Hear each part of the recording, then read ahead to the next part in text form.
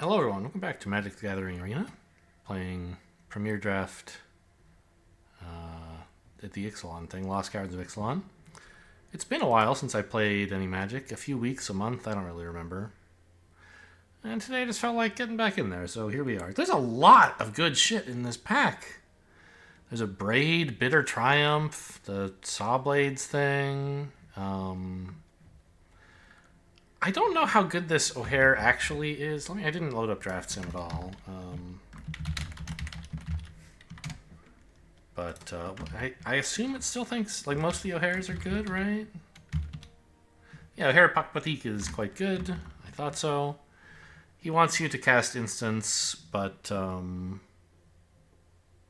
even if you don't have it, it's like a 4-mana 4/3 flyer that you can eventually get back in your hand.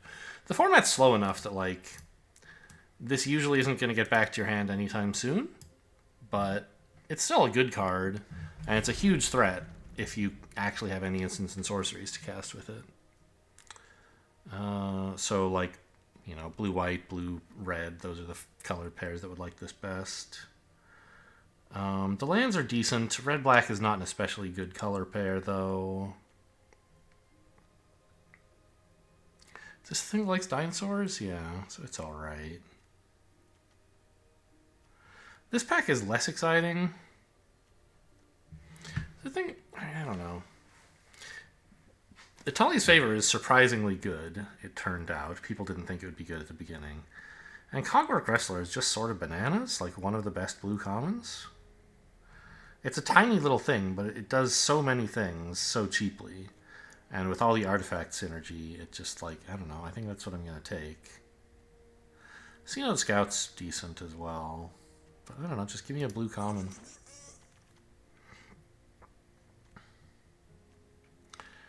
This Scytheclaw Raptor is pretty dang annoying to deal with. Petrify is okay. Join the Dead turned out alright. But blue-black is not a format or color pair I'm excited to get in.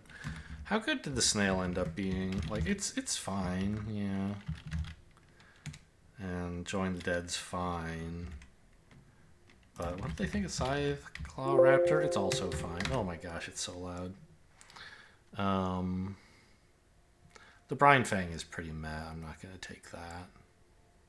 I guess the Necromage might be the best card here, but I don't know. I'd like...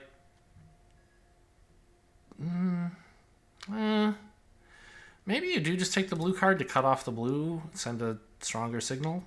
This is not anything to write home about.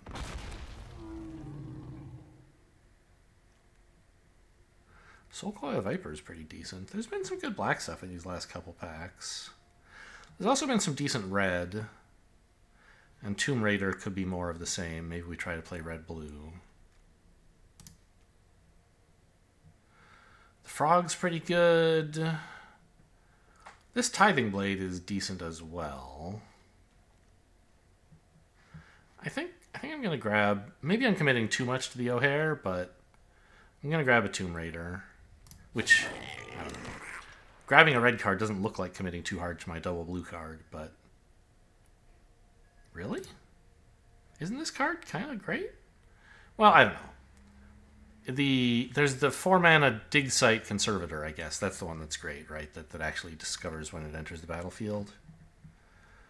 This is just okay. What is this called? Curator. Yeah, it's actually just kind of bad. I had the two of them confused. The Iceberg fits okay in the blue deck with, like, artifact synergies. Black has looked pretty good, but I'm going to keep trying to push for blue if I can. Don't want Spelunking. I love twists and turns. There's been a lot of green going around. Maybe we have to try to play that? Try to play blue-green? Because Nikanzel is pretty good in that deck. And O'Hare Pakpatik is going to be just fine. Like, it's not going to be as good as in an artifact-focused, or an instant and sorcery-focused deck. But it should be quite nice.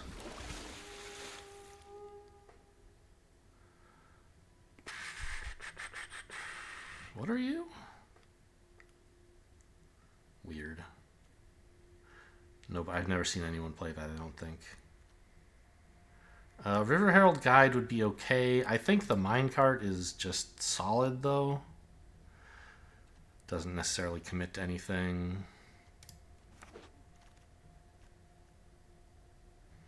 Probably not going to play green-black. Chart a Course. Great card to see. Pick 8.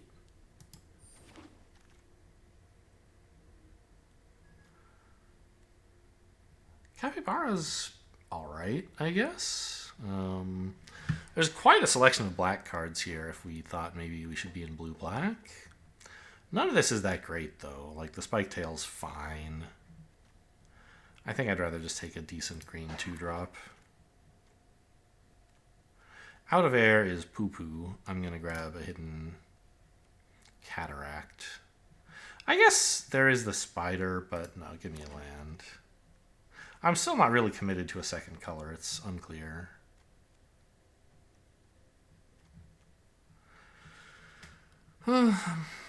May take another color? Keep not committing? I don't think any of this is that exciting. Yeah, I think I'd rather have a Tithing Blade so that, like, because black looks like it might be the place to be.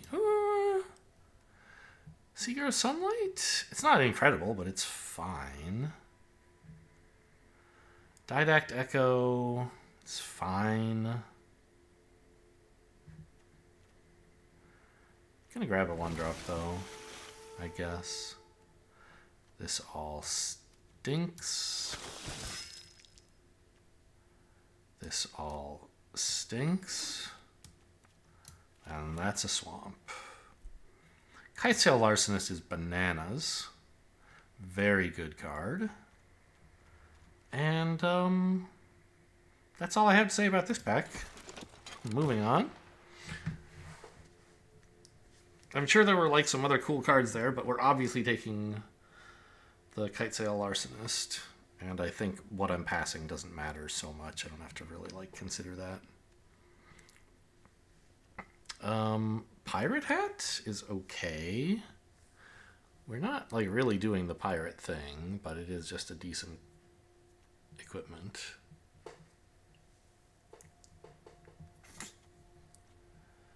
Yeah, I mean, there's no good green cards here. The pirate cards are okay. I guess it's probably you're supposed to take the Waylaying Pirates. It's much better in red-blue, but you'll have some artifacts even if we're in green-blue. And the tempo is quite nice. I don't think Goblin Tomb Raider would be crazy. I don't think Pirate Hat would be crazy. I guess Enterprising Scallywag could be a thing. You know what? Let's stay open to red, and making treasures would be really cool. That might have been the wrong decision, but I think it's probably not crazy. Huali's Final Strike, a great card. Assuming we actually have creatures to punch with, which we probably will. Plus, we're sort of looking for instants and sorceries for Pakbatik. We literally just have the one sorcery. What even is it? Chart a Course.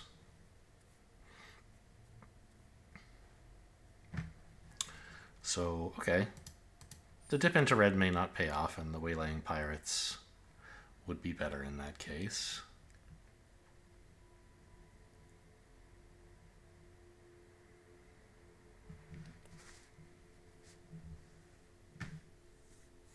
But we're like definitely running Pakbatik and the Larcenist. Blue is very much a color we are playing. What the hell is this?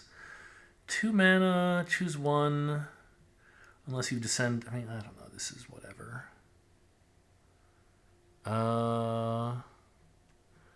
Unlucky drop turned out to be surprisingly good. I think Merfolk Cave Diver plays well into the green plan. I don't know if that is my plan. Like, I have very few Explorer cards right now.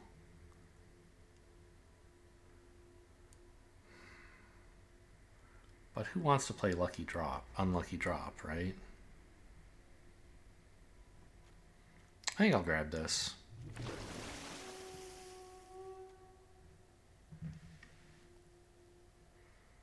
I guess just grab this large creature. It looks like green is going to be our resting place in terms of a second color. And this scallywag is not going to pay off, but ooh! Waterwind Scout, pick 6. Great news. Yeah, I think we're not in black. Another wrestler, probably better than a puzzle door. Might not hurt to have a staggering size, but Cogwork Wrestler is just a better combat trick. It does so many things. There's my staggering size. Fine, I'll take that over the Cave Worm.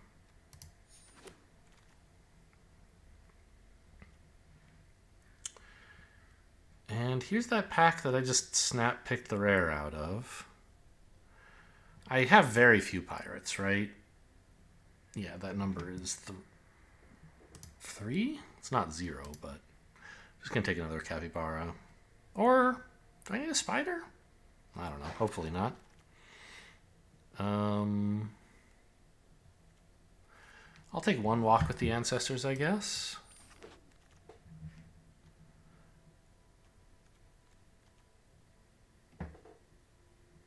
No. This all stinks. I mean, I can't even... What of these would I play? Maybe the Cave Worm. I'm not going to play 2 Spelunking. I'm not even going to play 1. So I guess I'll sideboard a Boulder.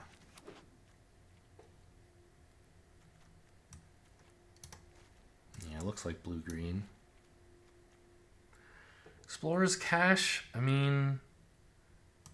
It likes exploring. We don't have exploring at the moment.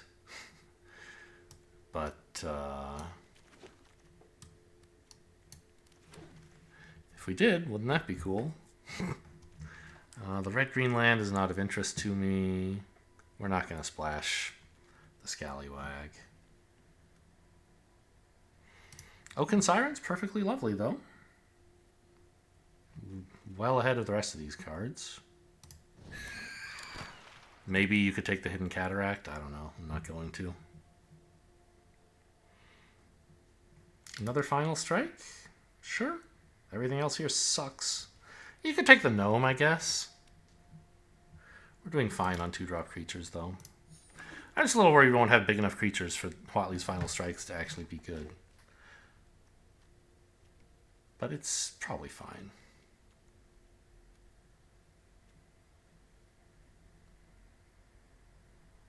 Two mana 4/3. So there's that, I guess.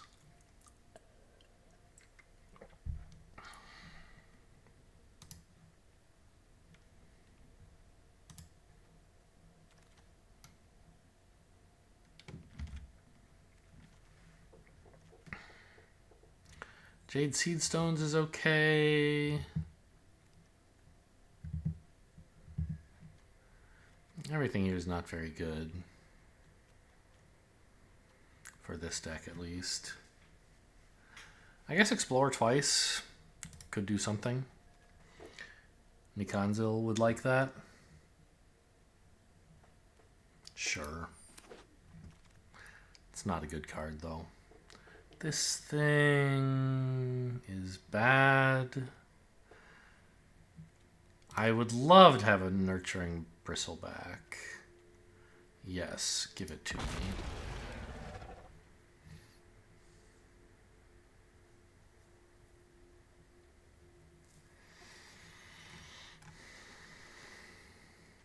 My first big creature, aside from the blue land cycler.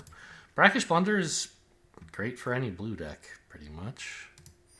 You don't want 100 of them, but one or two is good tempo.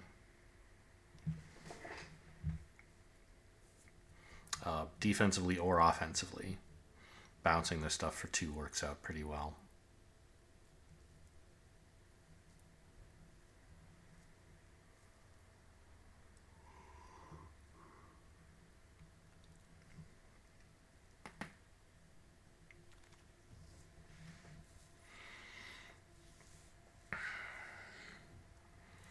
A third Cogwork Wrestler might be a bit much. How am I for artifacts? I have a few. I think Waylaying Pirates is going to be pretty nice. But, I mean, do I have Explore synergies besides Nikonzil? Yeah, maybe I'm supposed to take this? I don't know. I have a lot going on 3. I don't have a lot of 4s. Let's grab Pirates. This might even wheel. Nobody wants that card.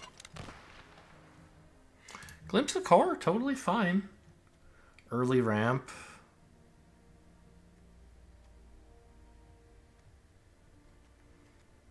It's that or a Capybara number 3, which doesn't seem very good.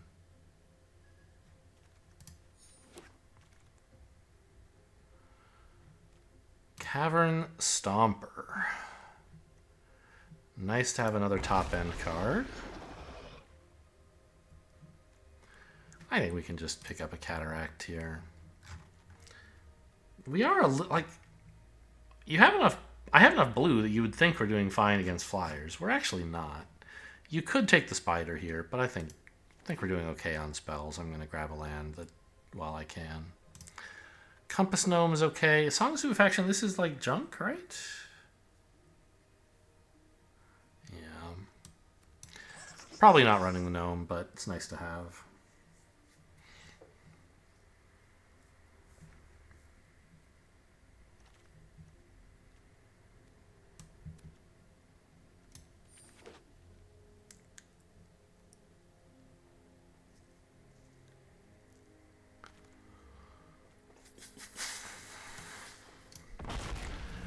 Another Brine Fang's not too bad either.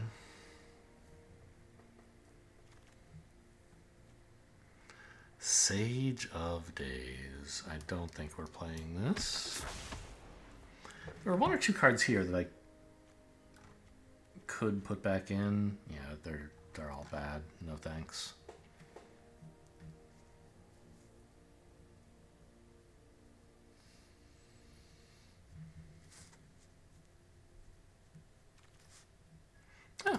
Oh, really? Cogwork Wrestler pick 14? People love this card.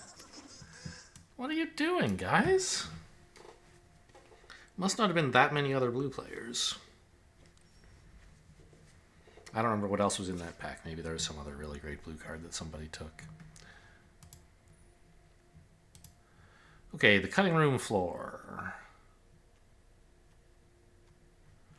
Also, color check. 13-15, so about the same. Fine.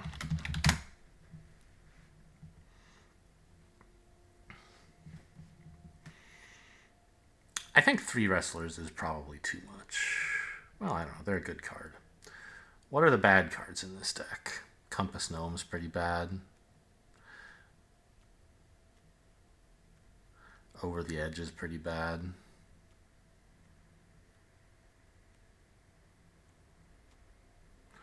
What do I have that mentions exploring?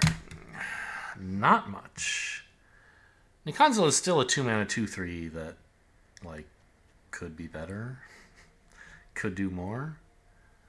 And it's a very high priority threat for opponent to deal with. They don't know that I don't have anything that works with it. Man. This thing sucks, actually, right? Like, nothing is ever gonna explore? It's a 3-mana 2/4?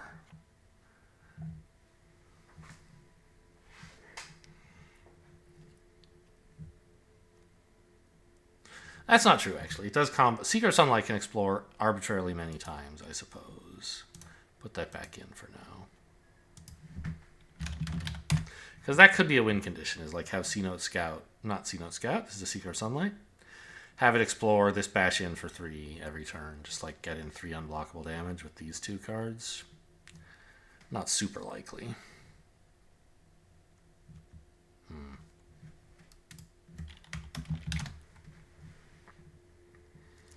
I think we could very reasonably cut at least 1 land with the 2...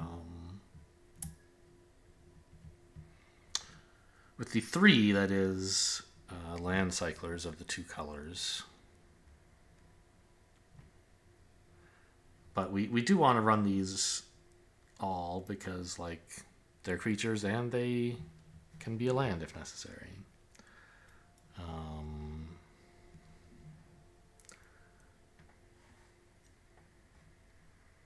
Oh yeah, don't forget I have this mine card. That's nice.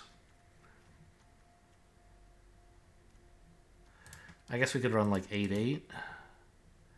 It's a little harder to pop the cataracts when you like, because a cataract is a blue source that also demands you have another blue source, but it doesn't demand that until you have 6 mana, right?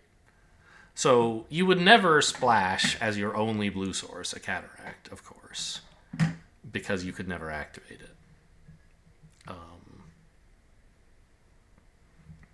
But I don't think we're having such. We're gonna have trouble with that. Walk with the Ancestors, I guess, is there to pick up the Land Cyclers mostly, or the Cavern Stomper, and also to trigger Pakpatik.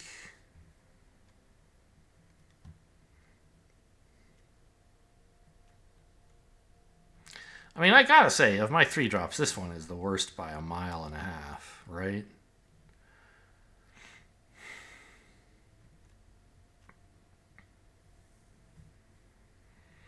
Capybaras are fine.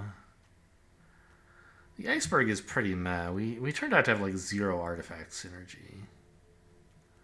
So it's just a 2-mana draw card that like later can be a big threat, which is not nothing. I'm gonna cut one of these wrestlers as well, I guess. Wally's Final Strike should be fine. I have like Pakpatik. I have 4 big creatures. This is probably big enough to punch something. I don't think I need this.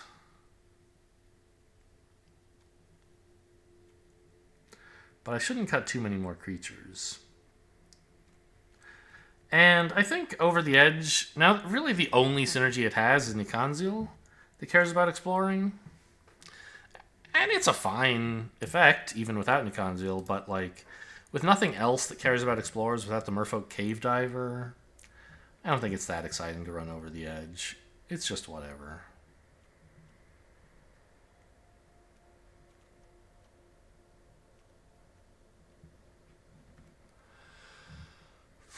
How am I in terms of artifacts?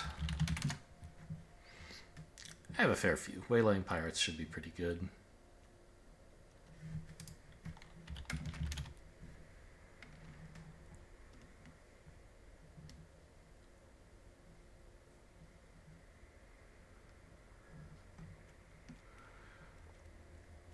I should get rid of some non-creature, probably.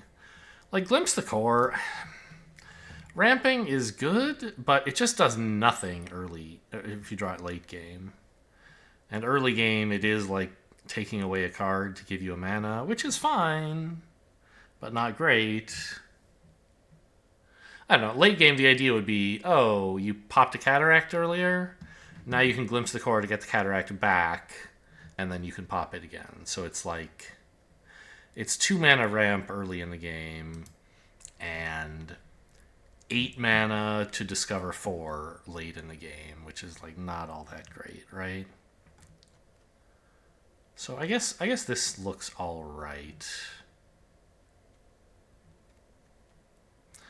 The Iceberg is not especially great, but I think Glimpse the Core is the only card I would be cutting. I would be putting in if I cut it, the Iceberg, and I don't know. I think Iceberg is better than that. It doesn't seem like a great deck. It should be okay. I would be happy to get 3 wins. Pure Plasma. I thought briefly, wasn't looking very closely at the text, and I just... Pure Pinata. What the hell? My opponent's an actual Pinata. This hand stinks, and I will get rid of it. This hand is great, and I will keep it. Put back the 6-drop, and away we go.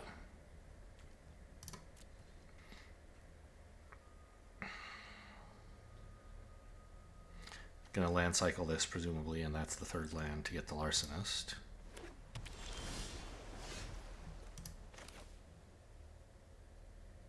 I think I'll play the Forest so they don't know that I have this. If it were holding priority for me, they would know I have Cogwork Wrestler. There's no scenario where I need to, like, flash out Cogwork Wrestler this turn.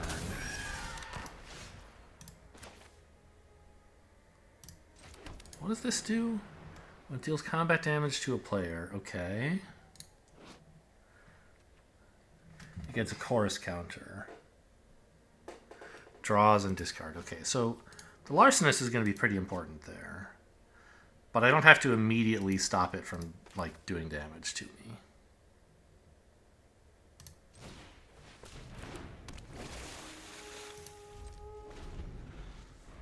I could flash this in to make it a 0-1, but there's no reason to.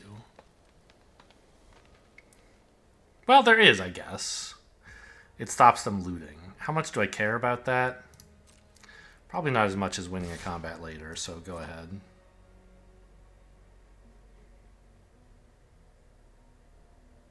What are you thinking about doing?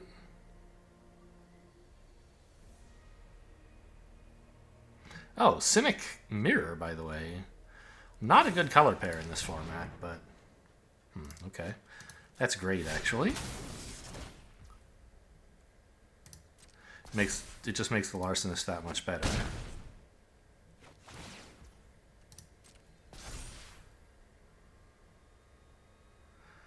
Because now this artifact is going to cost 4 to equip in the future instead of just 3. And it won't have flash anymore. I mean, obviously it still will, but the equip ability doesn't have flash. So this was their only chance to get it in as a surprise. This does not have flash, okay. So we bing bong them here.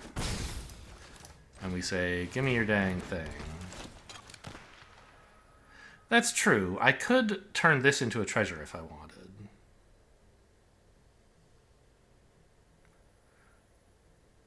I don't think I want to. Right?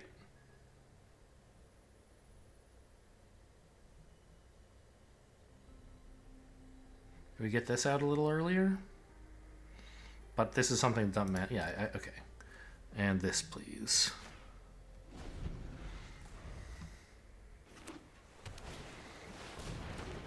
What are you?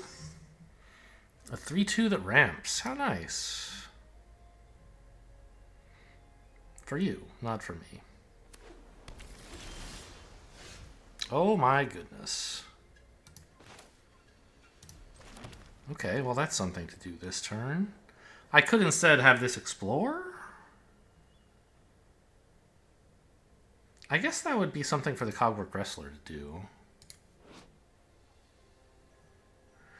And then I could wait around for this to actually, like, get value. Yeah, maybe that's not so unreasonable.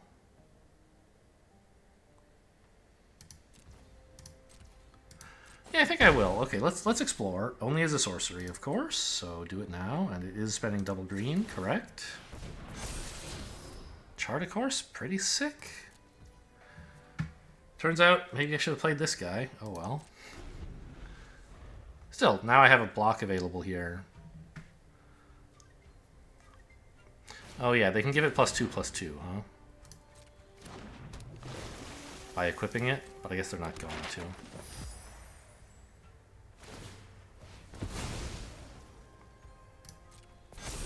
Ooh.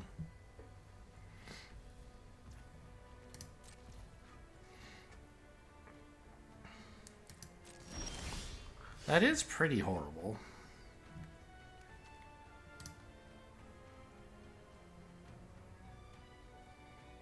Okay, I'm gonna run this out.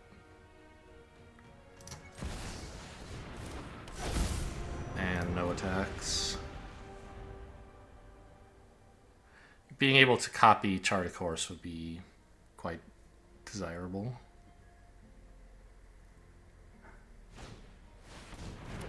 Alright, that doesn't do anything. I don't mind. Enjoy your 4/3. Graveyard Hate, don't really care. I don't think they do either. It's a land they can't even play because it would add... Or does it add colorless? It does. So a colorless tap land, sure. Kind of the worst result an Explorer could have. Really?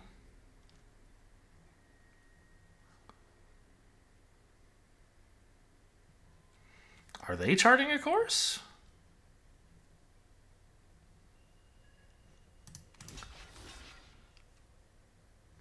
Maybe they just have their own Cogwork Wrestler? Yeah, that makes sense. Okay, let's not actually.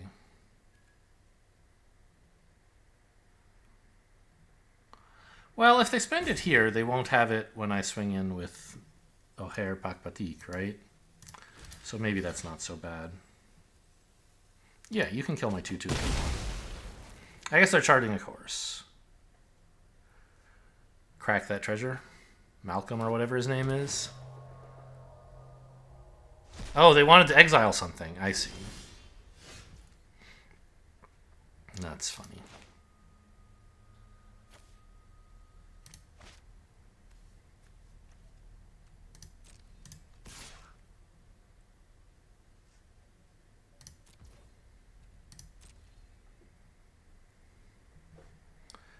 If they block here, like, maybe I even just let the combat go through because this guy dying is not a disaster, but no. I want him to copy chart a course, and this is a very cheap way to protect that, so that's fine.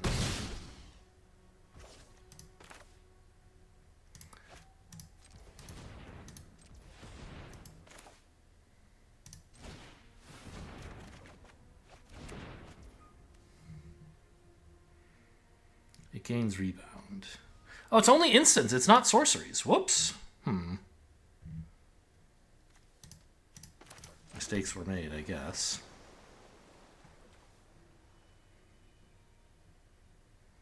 Are there even any instants in my deck? Not very many.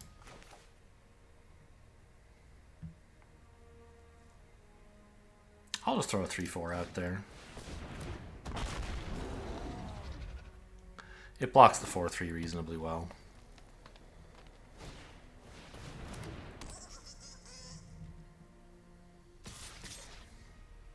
And they didn't seem to have a combat trick for even 2 mana. There aren't a lot of bigger combat tricks available, so I'm happy to make this trade.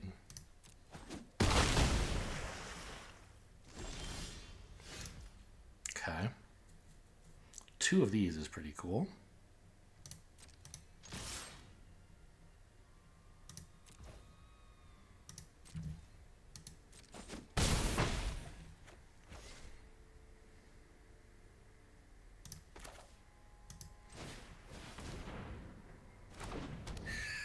Oh, I guess I should have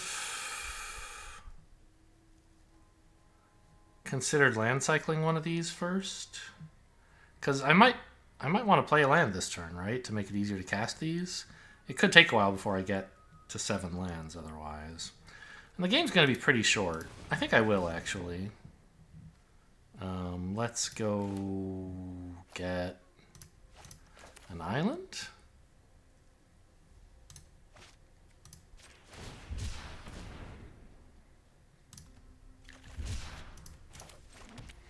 There just aren't that many turns left. So I want to make sure that I can include at least one of these 7-drops in those last few turns.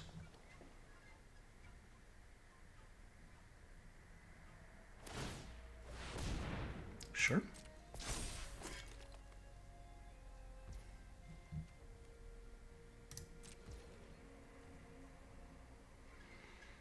A 5/5 is exciting, isn't it?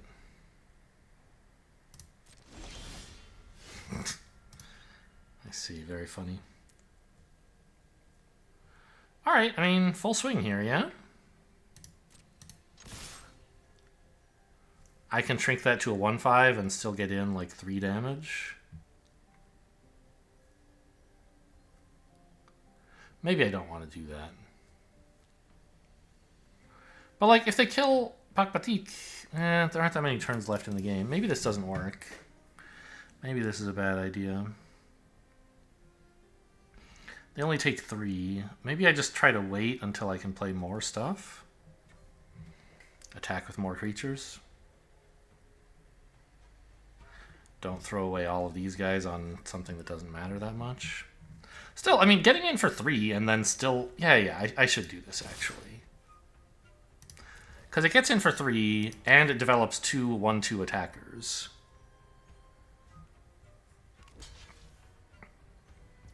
For next turn.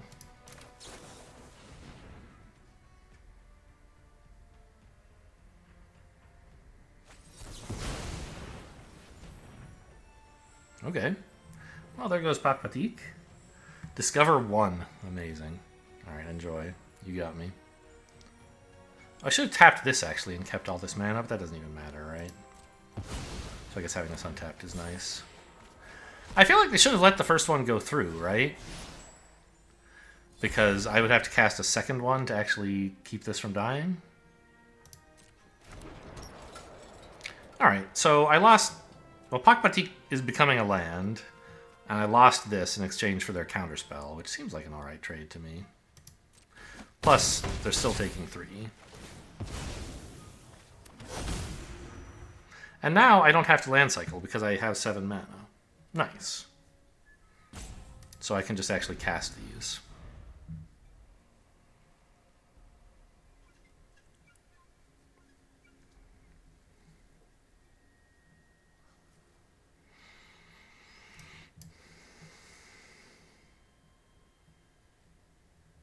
I could still flash in one of these as a potential 1 damage attacker if I needed to.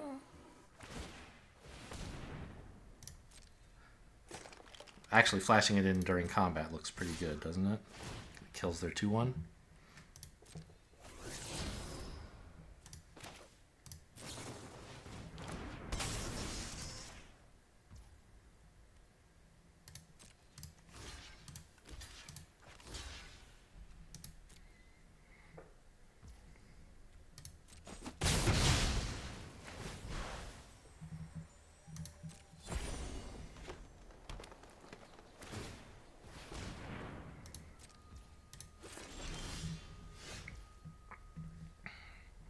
Now, it must be said, we don't have any very good attacks at the moment.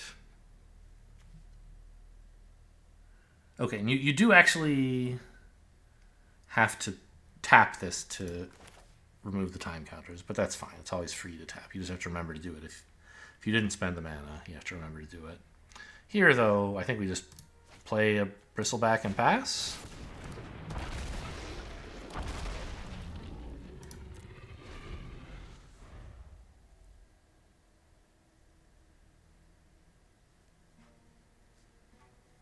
If they brick, then attack all wins. If they have something, then we can just develop more stuff.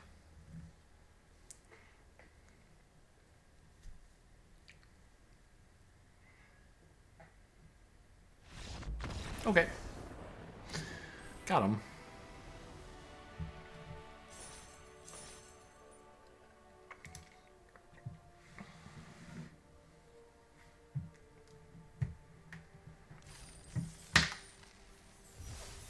Oh, what are my dailies? Simic spells, Orzhov spells, no thanks. Well, can't play Boros spells either. Oh well.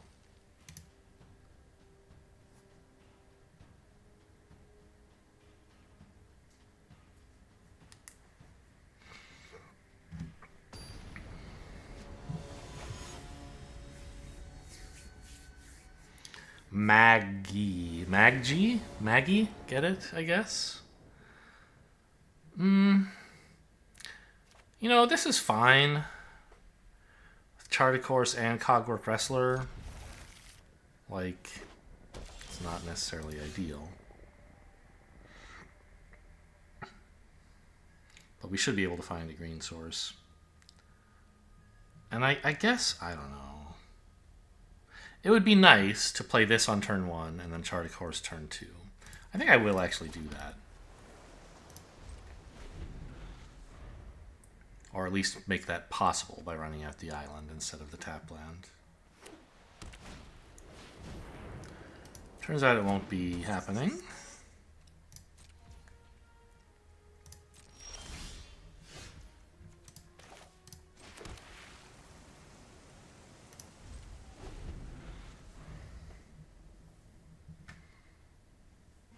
But at least we stop the damage this thing is going to do.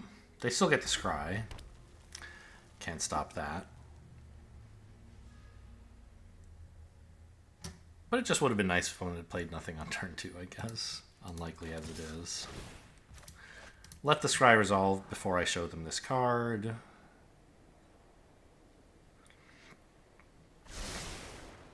I mean, actually, why am I playing this? Just to stop 2 damage to my face? I don't need the creature. Yeah, this is silly. It would let me, like, Huatli's Final Strike it with this guy or something, but that's crazy. Right?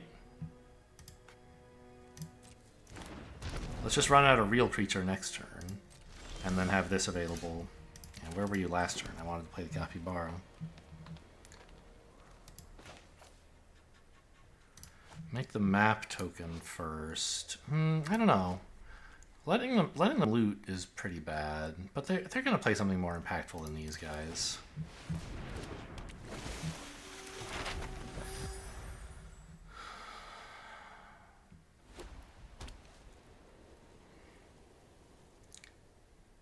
I don't want to trade here.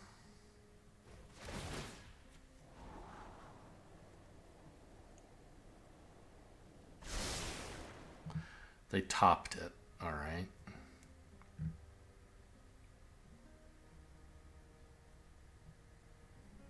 Because if I just crack the map and this turns into a 3/3, it's great at dealing with their board. And I can save this to combat trick something more relevant. I don't like taking 4 against Boros, obviously. But yeah, this is a real potential problem. And I'm just going to have no trouble dealing with it, right?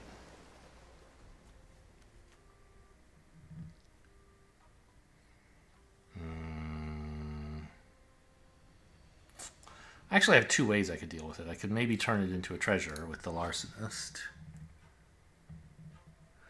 Or if the Explorer hits, I could... I think either way I want to explore, right? So let's do that first.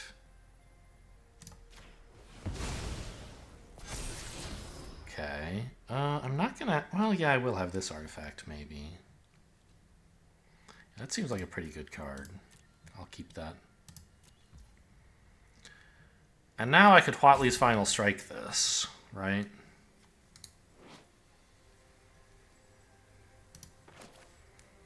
And then the 3/3 is a pretty competent blocker.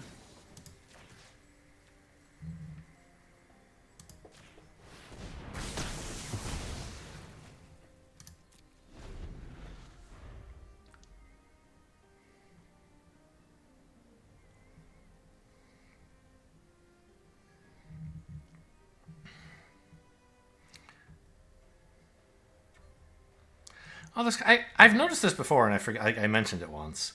Just a funny little detail that you notice the damage that was dealt by Huatli's Final Strike when they did the animation. It was like a blue lightning bolt. Like, why would Huatli's Final Strike do blue damage? And the answer is it doesn't, right? The Waterwind Scout does the damage, and it's blue, so they animate it that way. Just funny is all. Okay, you can get in for 3.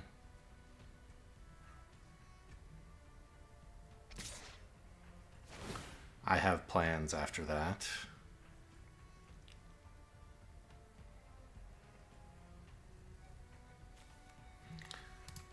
Zero permanence. Yeah, I guess it does tell me on this. Okay, go ahead.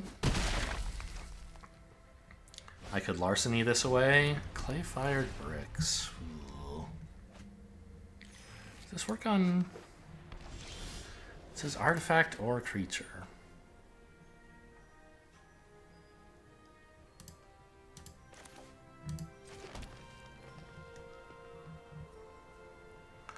I don't have to, like, petrify this immediately. I know it's not petrify, it's this other effect, but...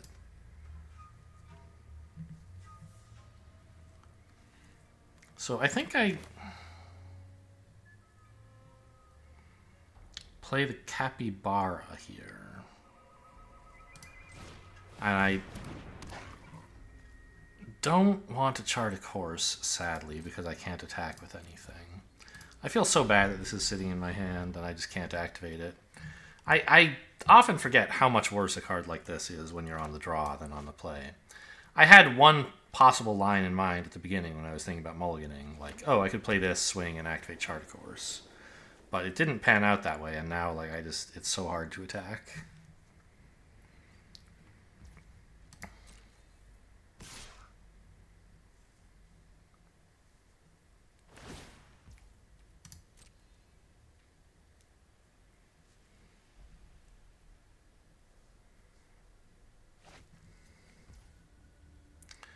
I think double blocking would be a mistake.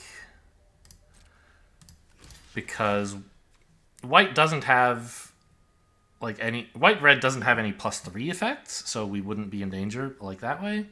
But they might have Cosmium Blast, and then if I double block, they kill this, and then the combat still kills Capybara for no reason. So we go for that, and then we shrink it.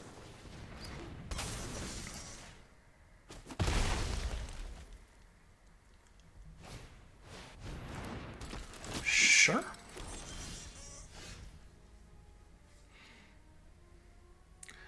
We have to Larcenist this before they can flip it. I mean, we could wait for them to flip it, and then they just get 1/1 tokens, and they don't get the Anthem effect, but I just don't want them to get the tokens either.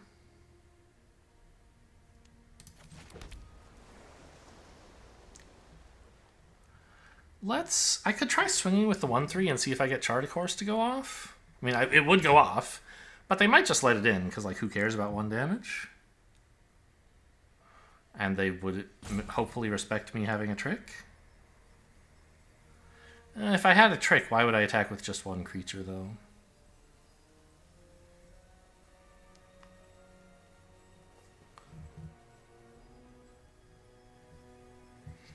Yeah, I don't like how this is going.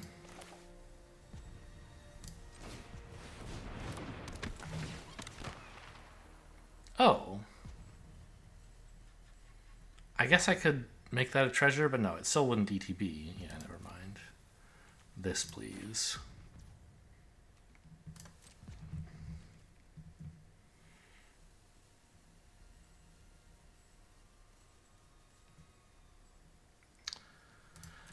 I think I might have to just trade this in for the 3/2. I can't even attack with it.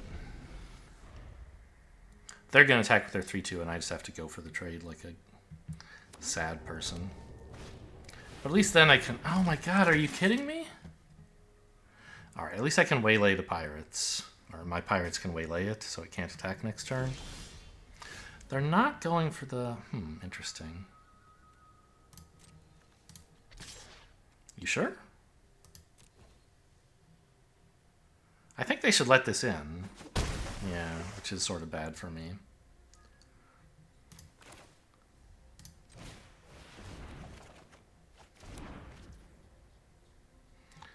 I just thought they might go for it. I don't know. It's wrong.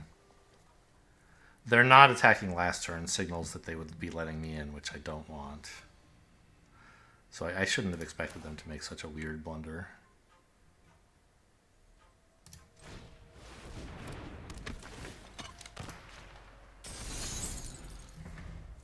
Now they get to attack with the 3/2. I don't know. They want to trade the 3/2 in for my 2/3, so they don't want to let that attack. Maybe they continue holding the 3/2 back? I don't think they should do that. You're the aggro deck, man.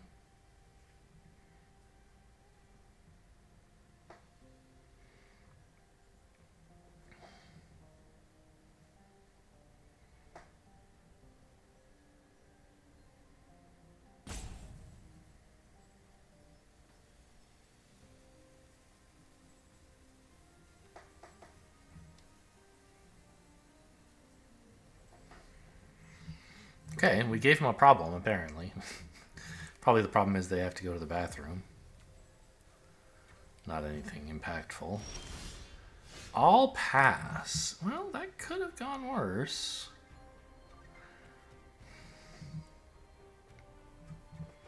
This is a great answer to the 4/4. And I'd happily trade this 3/3 for one of their creatures, even the 2/2.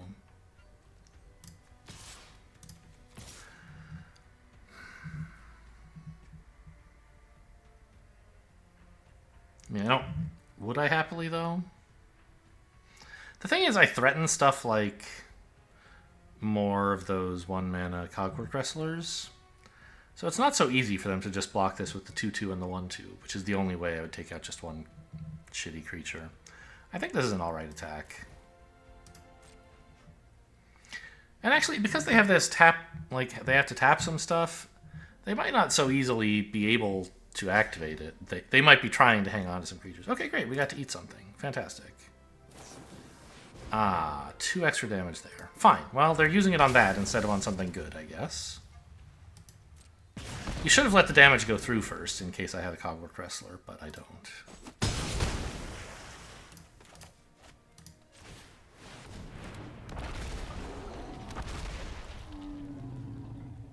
Sure, I'll keep playing lands. This is going to draw a card. We might need a lot of mana.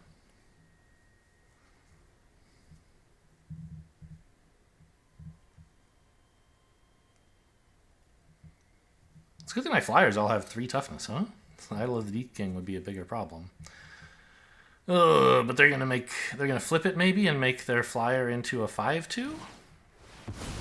No, make that a 6/6? Oh, yes. Sure. But I don't care that much, do I? Even if it's an 8/6, how much is this to flip? 3? They do have... Oh, wow. How did this get in the graveyard? Poetic Ingenuity? Was it... What? Okay, it's an 8/6. I mean, I have a pretty comfortable block for that, no? I don't remember them milling. They never cast it.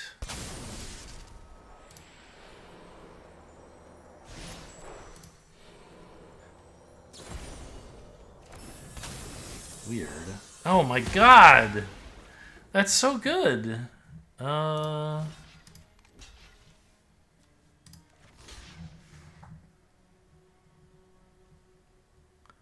Yeah, we're gonna start having some issues soon.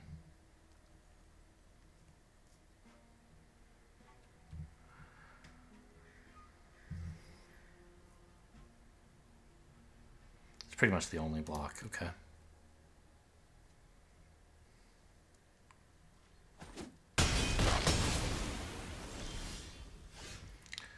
If only that had flying, huh?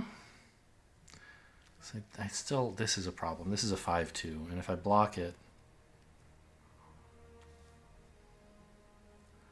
then,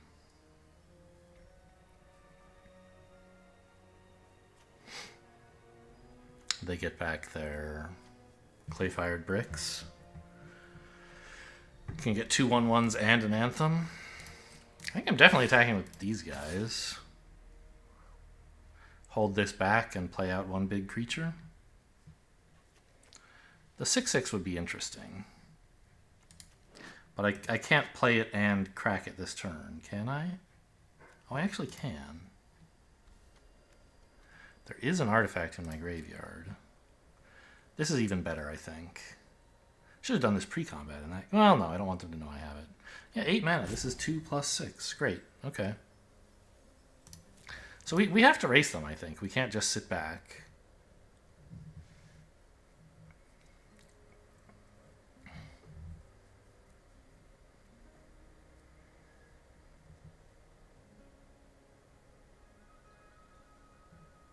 This thing was a real blow. Okay. Take 7 is fine with me.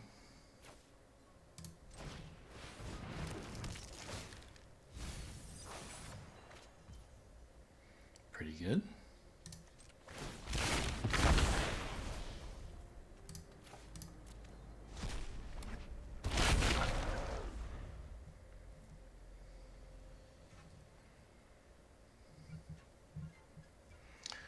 Yeah, now we're sort of threatening a big enough counterattack that they have to be careful.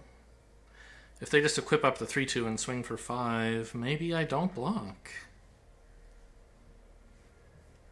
Get in for 2 in the air. I only need 7 on the ground. They can chump the 6/6, but I can tap one of their creatures, and I have a 4/3 and a 3/3 as well. So if that's not a creature, they can't attack. It is a creature, unluckily. That's another fucking flyer!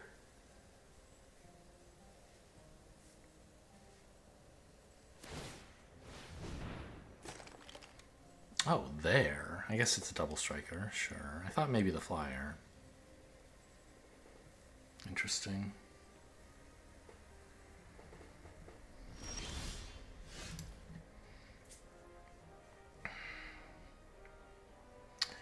Well, well, well.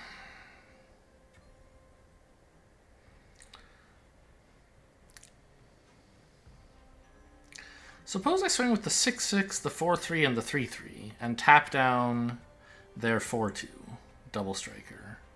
I'm still going to have plenty of blockers next turn. And I'm threatening a lot of damage. They have to go for some real bad blocks, do they not? I think so. The 2/3 I don't want to swing with because giving them the bricks back is just too dangerous and 2 damage isn't that much.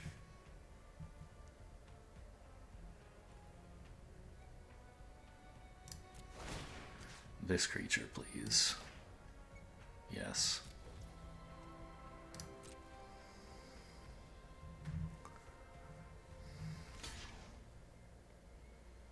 Can't just... I mean, I guess you can do just that.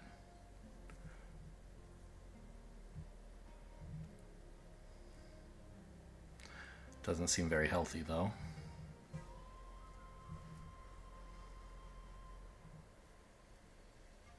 Go down to 2. Staggering size kills you. If I had staggering size, I'd be attacking with the flyer, I guess. Okay.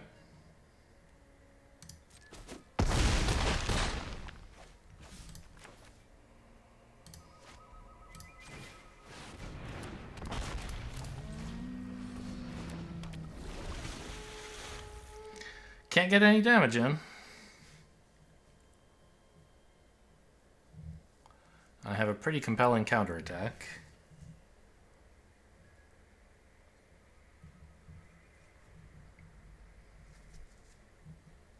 Oh, this card is face up. I forgot I knew what they'd be drawing. That should have influenced my choices about how to play the last turn, I guess. But I think I'm pretty happy with this, right? They can't kill me. Well, okay, they have to play the flyer, and they can't attack with their flyer, because otherwise I can attack with this and a flyer and tap down their flyer for lethal. Even as it is, I think they're dead, right? I have 6 attackers, they have 5 creatures, but only 4 of them can block. Because I can tap one down, so I get in with at least 2 and they die.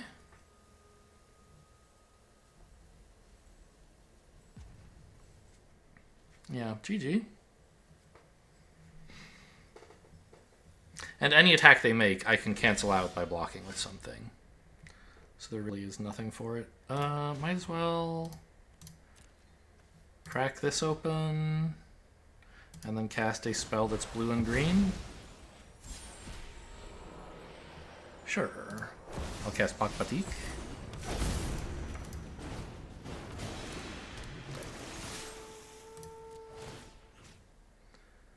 This creature, please. Yes.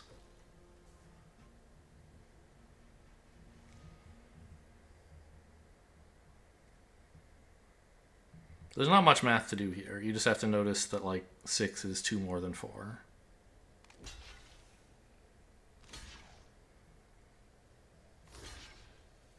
Maybe you want to kill some enemy creatures. Sure, have fun with that.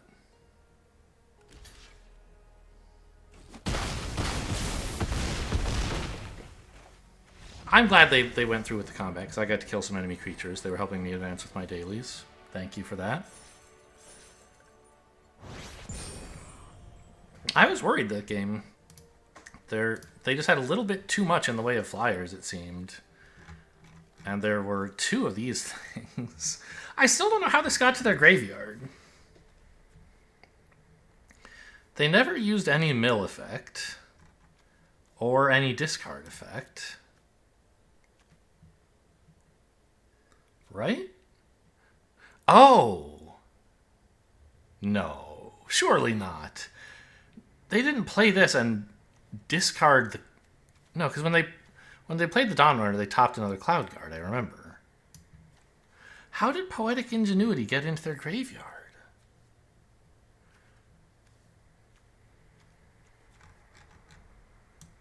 I could understand it being in the bottom if they had scryed at bottom with the Sunscribe, but that never happened. Huh? Did I make them mill something?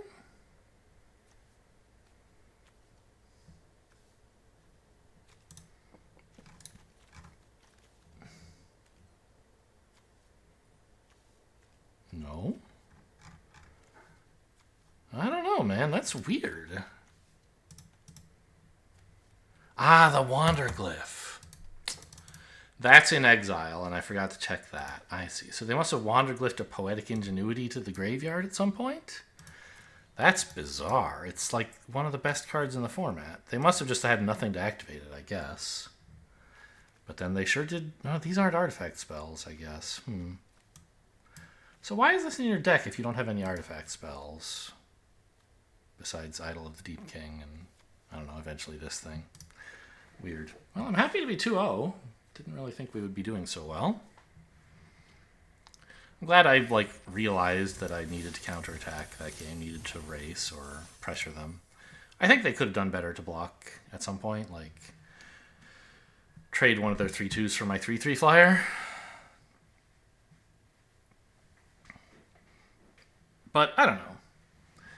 It also makes sense to let it in and then counterattack against me because you're pressuring me a lot. But then they didn't do that. They held it back and also didn't attack. I think it's sort of incoherent to play that way. You have to either trade it for my 3/3 or try to get it to kill me. Unless, I don't know. Maybe they had some plan to turn it into a 5/4 at some point where it could block my guy without dying. Seems unlikely.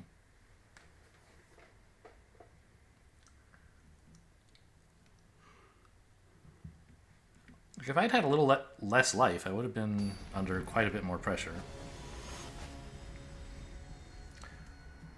Roshin?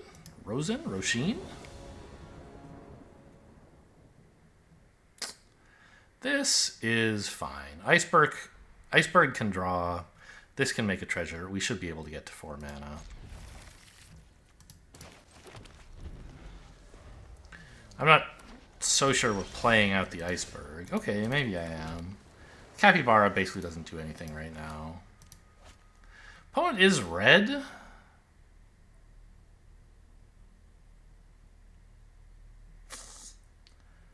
Actually, it would be nice to have a creature out because then I can crew the minecart if I draw a land.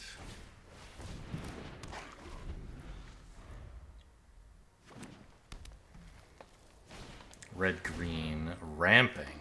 Nice hit.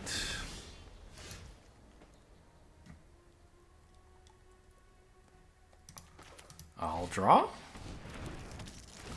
Would have liked to land. Still would have liked to land.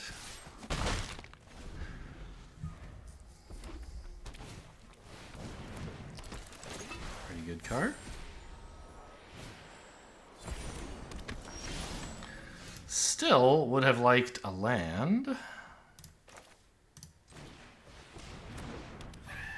Oh, you know what? I should have played this instead of the Iceberg last turn. I forgot I could use it to pay for this because it's an artifact spell, and this says you can cast artifact spells. So I could have guaranteed hitting the minecart this turn if I'd done things in the other order instead of gambling on it. Yeah, that was a mistake.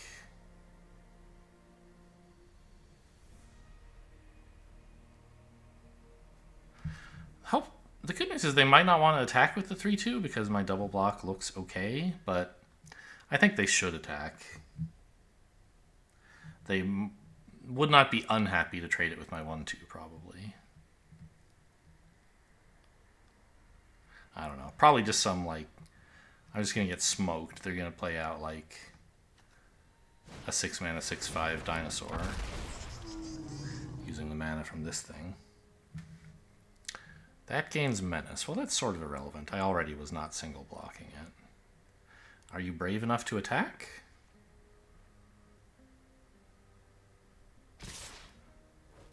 Really? Okay.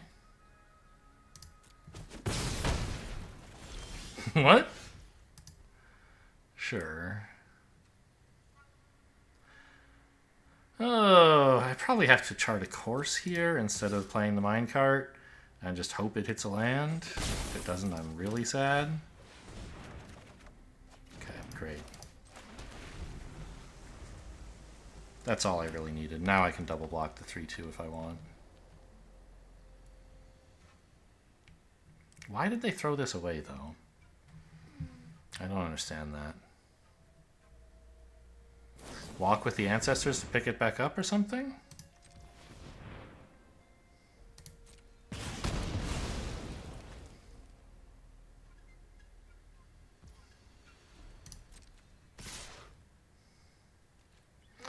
Don't like taking 8 very much.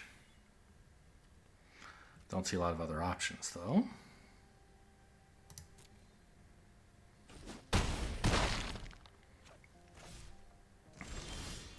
It might not be time, actually, for Pakpatik.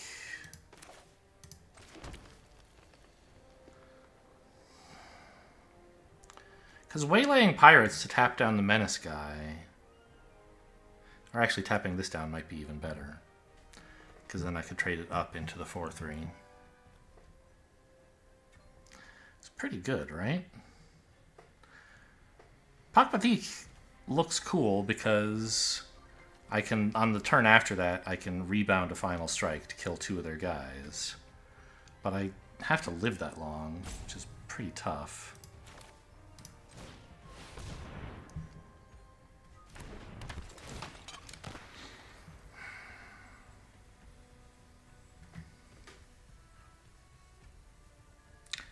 I wonder if I should be less greedy and tap down their menace guy. Just try to trade the 3-3 into a 3-2? I don't think so. I think I need some greed here. If they can kill the 1-3 and get in for 4, it's kind of sad, but it's very sad.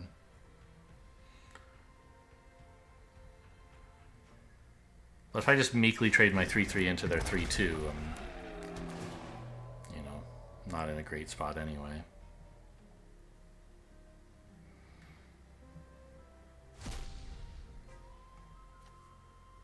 It's green. Okay.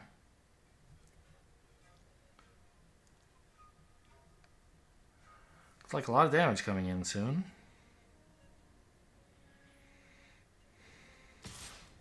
Okay. That's what this play was hoping to accomplish. I'm not happy about it because they still have quite a lot coming at me. But I may have a chance now.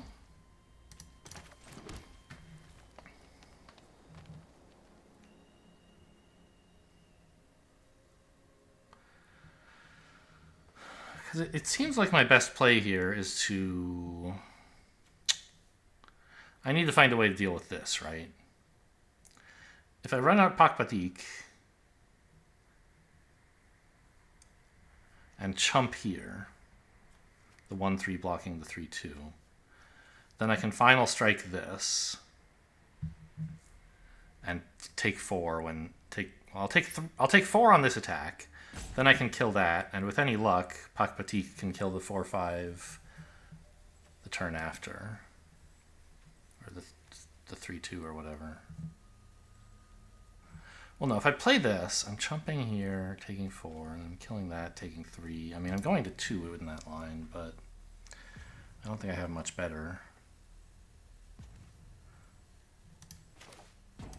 Yeah. I have a bunch of big creatures to take over if we can just not die.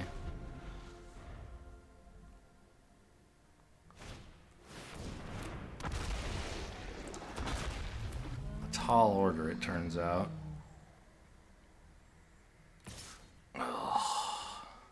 Oh, they're not attacking with anything else.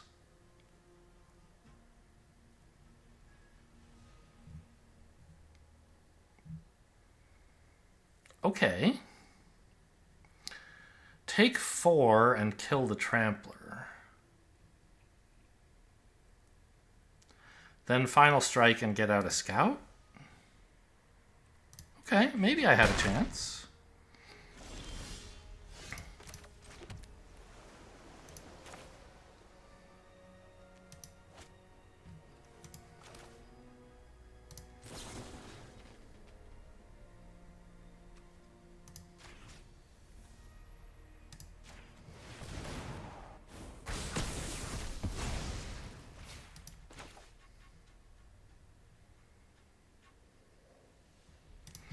Oh, actually, maybe the minecart makes more sense. Huatli can... No, not Huatli. Pakpatik can block the 3-2 now. Or actually the 3-2, I guess. The 3-3 would be better. I need to chump the 5-5. Ah, no, he can't afford to trade himself Ox. I need something big enough to kill a 5/5 with when this goes off. Okay, so I guess this is going to block the 3/2. This will chump here, and I'll take 3.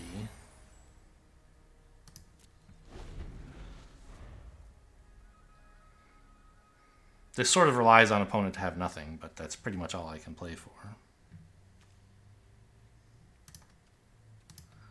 Stop in upkeep. I don't think there's anything I can... Oh, no! Menace! Oh! Okay, I think I died. Well, okay, let's see. Maybe I can do something here.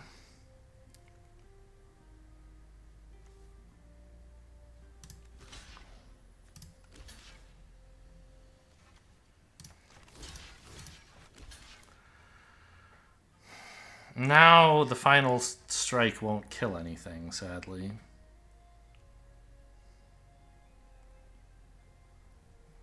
But I think this is all I can do.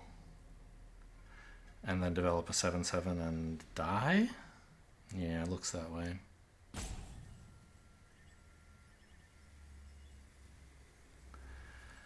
Any reason I might want to not block here? No, I would die. Okay, got it.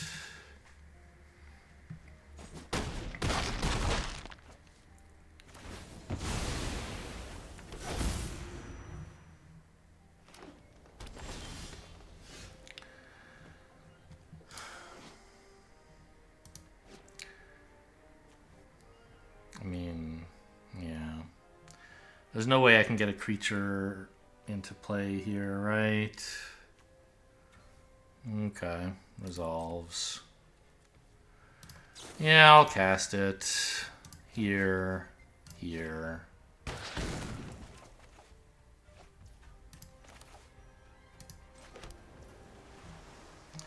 Eight mana.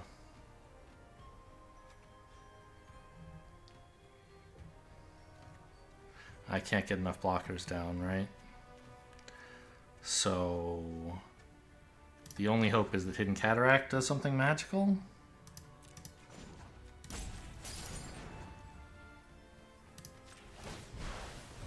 I don't think anything magical enough is in my deck, but maybe. Oh, that is an artifact. That lives. Wow, okay.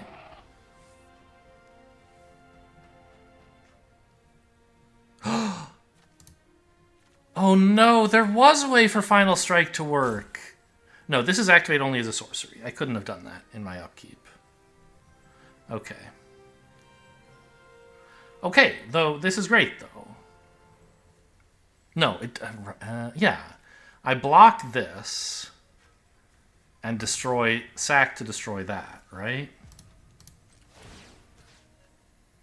Crack a map here. A 2/3 looks pretty good to me right now. And I still have the 1 mana to sacrifice this, which is an important detail that I forgot to think about at all.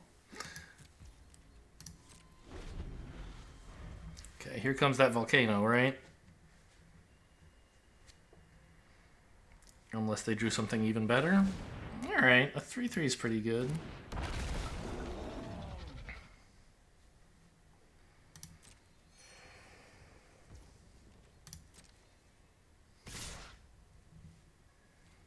That's a strange attack. Did you forget about this thing's ability? That's an artifact, my friend.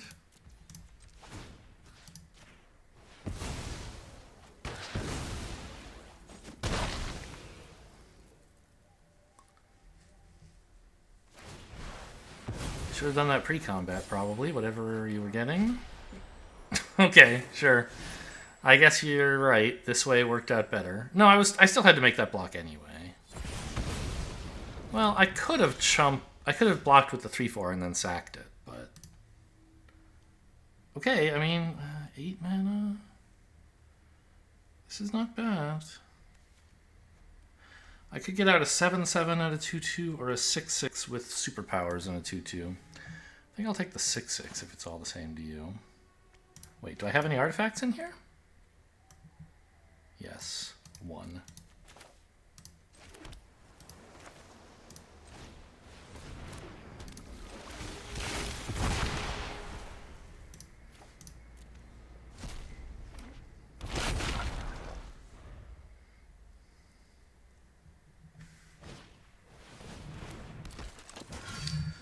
attacks or blocks. So this is a 3/3. That's fine.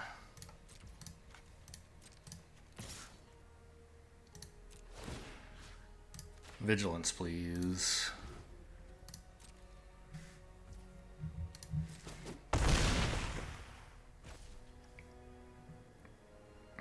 Alright, let the haymakers keep on coming.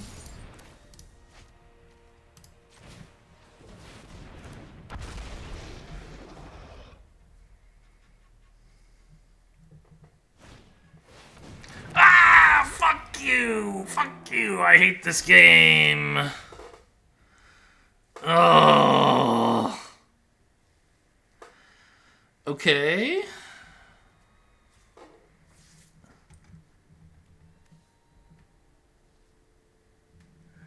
Tap transform, so it comes in tapped, which, I mean, doesn't even matter. I mean, kind of the only play I have is to swing all and tap everything but the Altasaur, but they don't have to... Or tap one of these. Doesn't work. Oh, that Altasaur is like, if it had been one turn later, I would have been in decent shape. But I'm not.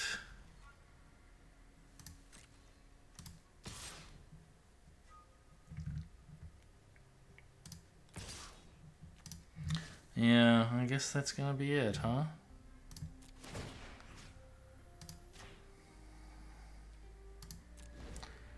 I can't even, like, all attack. It's not even threatening lethal. I don't know. I guess if I had a trample trick, maybe. That would be a way to make them think about the play. Maybe that would have been best.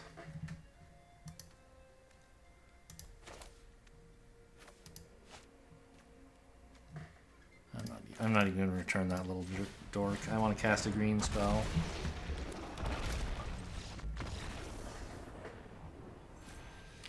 Oh man, that Altasaur when I'm at 2... I think opponent could have put a little more pressure on me and I would have been dead already. And they could have not thrown away their 3/3. And then I really would have been in trouble.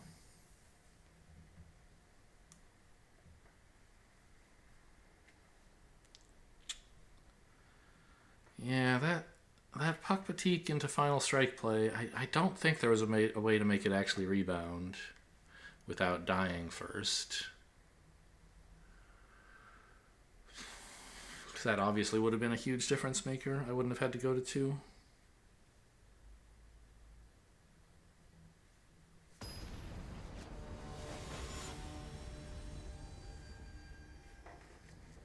Beak, beak, pick, pick. Don't know. Sure, this is fine. It's not like super proactive, I have to say. I don't know, maybe I could have run out of an island to keep this up in case they have a 1-mana haster. I don't even know if those exist in the format. Can't think of any off the top of my head. This deck has, like, very few artifacts, actually. So, cards like the Iceberg and the Waylaying Pirates are a bit worse than usual. What is this? Stuck on colors? You only have white stuff? Okay. Well, joke's on you. I'm stuck on having any spells that do anything. I think I'll just chart a course.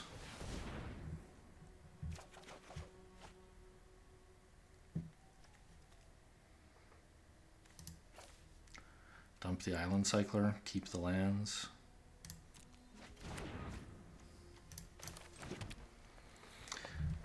I guess I do need a second blue for Puck Batik. Opponent's stuck on white. Yeah, I might regret that play. I'm just gonna aggro Waylaying Pirates.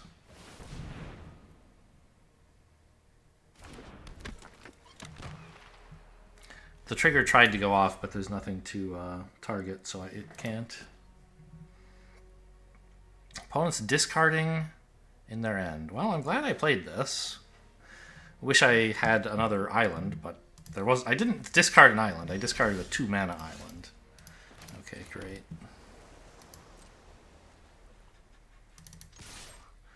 So Pakpati gotta pretty much end this game.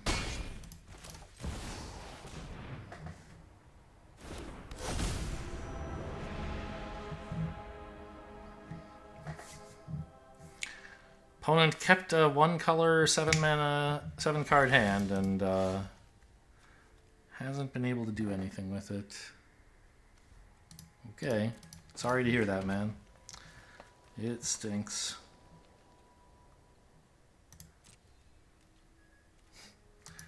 Turns out it might have been better to discard the Wrestler, and then I could craft this. I was thinking eventually the Wrestler would get in the graveyard, but opponent isn't even playing the game, so that's not going to happen.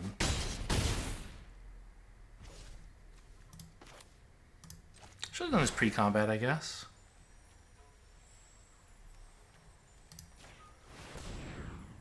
In case the Discover was something relevant.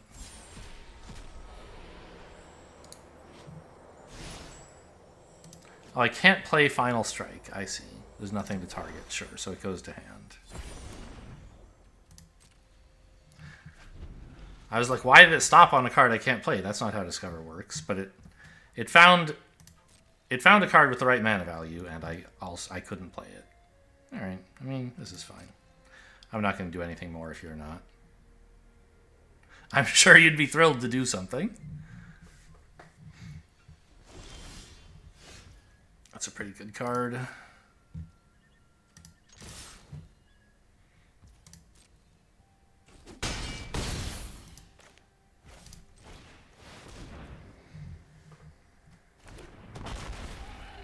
Oh, I have to scry? Oh my god, it doesn't even matter. Opponent's dead. No, no. I mean, Final Strike, I don't know, whatever. I guess it's fine. Brackish Blunder already does that job, but yeah, there's no 3-mana thing they can do that's at all relevant. The opponent didn't cast a single spell.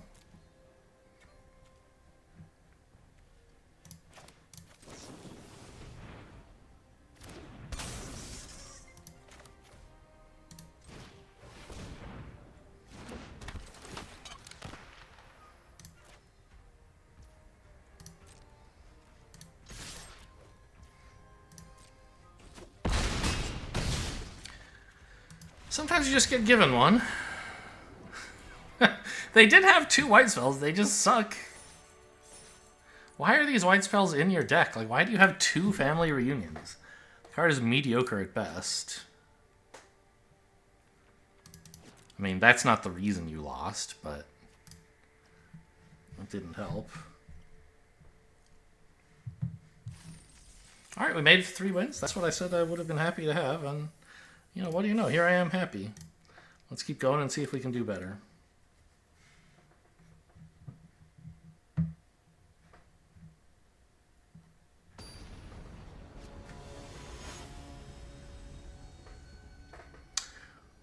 Low-key Jax.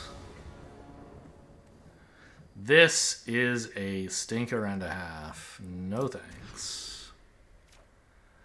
This is playable, but not good. I don't know, it's fine. I'm gonna dump the Bristleback, keep 3 forests to make sure I can hit the minecart, and then whenever I can cast this guy, it's gonna be alright.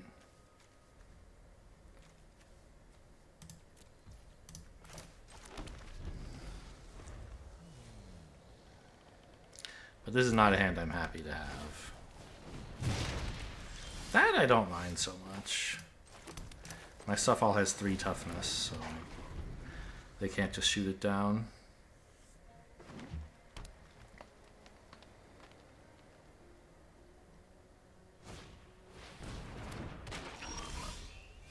I take it back. They could shoot it down if they gave it Death Touch.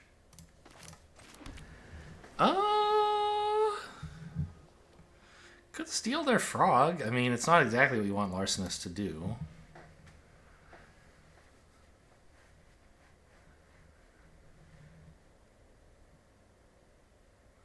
It would be pretty funny, wouldn't it?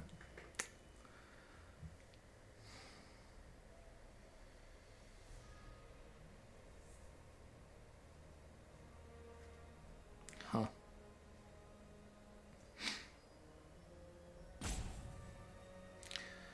I think I'd rather develop the minecart to make sure I can get a second blue for... what's his name? Pakpatik next turn.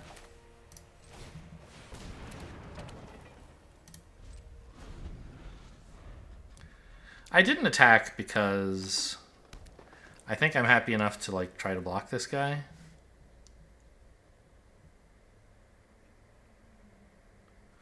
And I want to make sure that I can crew... I mean, I could crew the minecart anyway. I don't know. Maybe I could have gotten in 1 damage safely enough there. But I want to make it expensive for them, like, to swing with this and try to blow up my shit. I assume they have a dinosaur to reveal. Looks like it. Okay. That's the kind of thing we'd like to steal with our larcenist.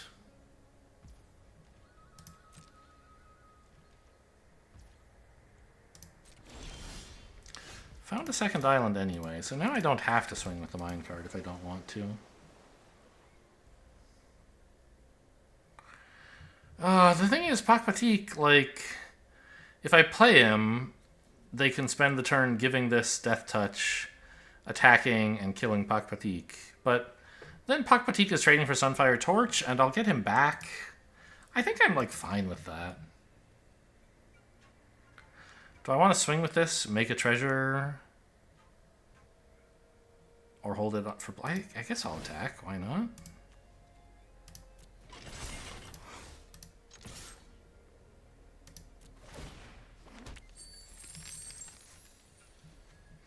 Could draw one of those 7 mana cards at any time. Great. Happy to see it. Certainly better than blocking it. Alright, here goes Pakpatik. Are you ready to spend your whole turn dealing with him? I mean, they have the frog already. They can just, like... They don't even have to spend the torch, necessarily. They can keep the frog on blocks, and I can't attack. But then they're worried about some instant I might have. Joke's on you. My deck doesn't run instants. But, I mean, you know, Pakpatik, he'll come back. And in the meantime, he's ramping me. Assuming he dies. Seems likely. Either on attack... Either they attack me or I attack them, and either way... Oh no, he's gonna make it in, huh? That's nice. Oh, what a beautiful draw. Because now I can swing with this. They really don't have any blocks. And it turns out he's not going to be turning into a land, so I have to blow the treasure here. But that's fine, because a 7/7 is like the best thing I've ever seen in my life. Whoa! Oh, give it to me right now! I have to have it. Okay. Okay, my deck has instants. The forest can go straight to hell, I think.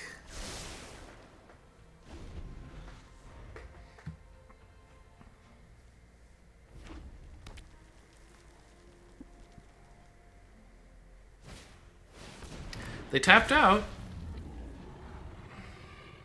So I'm going to get to activate the Pakpatik ability, and that should be game over.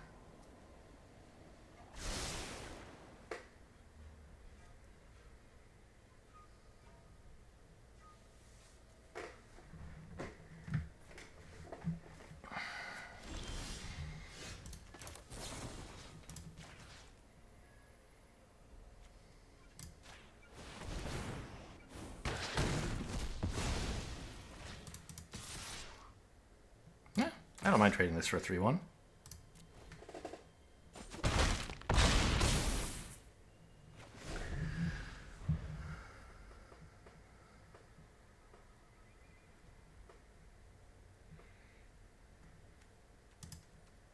Put a stop in upkeep, but I can't imagine there's any reason. Okay, now you're sick of my shit. I understand. I could have killed this Oh no! They're actually going to get to kill 2 things. I should have killed the Death Toucher. Wait, why did they concede? I don't know. I guess it was too greedy for me to kill their 7/7. I was going to kill the frog on the next attack. I should have killed the frog earlier because, like, I know Sunfire Torch is a way for it to trade with anything, whereas their 7/7 doesn't have that ability. Just feels bad to kill 7/7, to kill 1/1 when you could kill 7/7, but here it was actually right, and I did get punished. Why did they concede? Couldn't they attack killing my 7/7?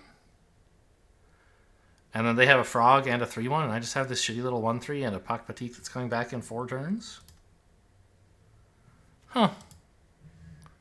I think they forgot the ability on Sunfire Torch. Because it's not the torch that deals the damage, it's the creature.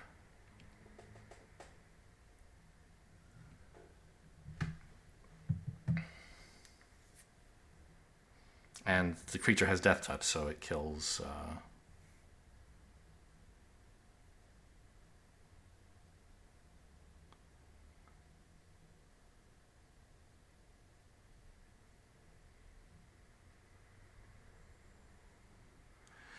It kills with just 1 damage.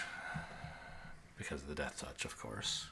So I guess they didn't realize they could swing with the frog to just kill anything. It seems crazy to put those 2 cards in the deck and not realize that they combo, but okay. I'm happy to take a win.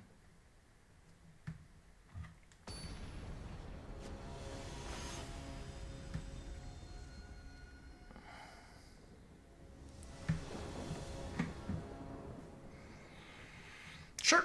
Capybara, and then kill their 2/2, I guess. Hopefully, like, Chart a Course is going to feature more prominently.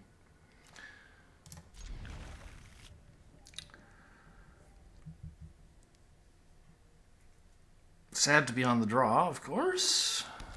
Makes it much harder to trigger Chart a Course, but...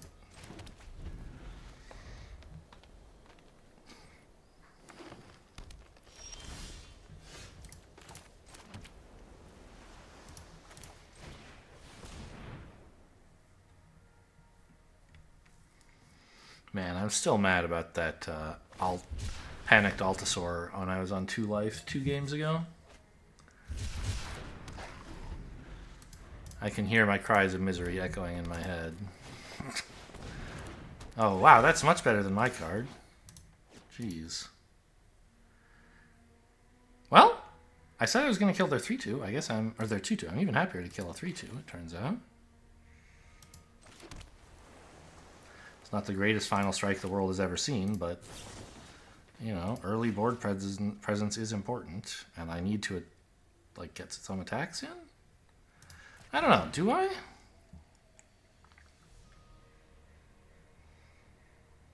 You know what I'll do? I'll swing in. Okay, well, I thought they might let me get the damage in which case I would not have to kill it. This way I missed 2 damage, but I had a chance to maybe activate Chart a Course instead. If they had let the damage in, which I would have preferred to do. And, you know, happy day, they didn't play another spell. So I actually get to do Chart a Course this turn instead. Wow, this is the first time I'm drawing Staggering Size. I forgot it's in the deck. Seems well worth it to play an untapped land to get an Iceberg this turn instead of a tapped land and do nothing.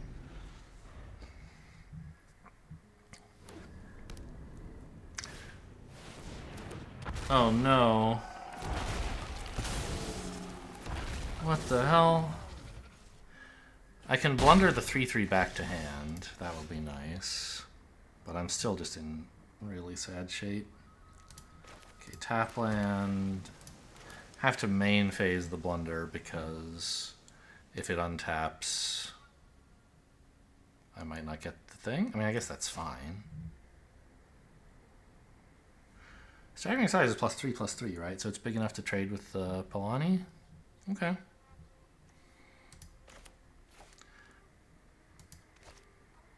I mean, they're going to attack with both of these, right? And there's not much hexproof in this format. Can't even remember the last time I've seen that apply, so I guess I'll wait to their turn. Why let them know? Go ahead and swing into me, please.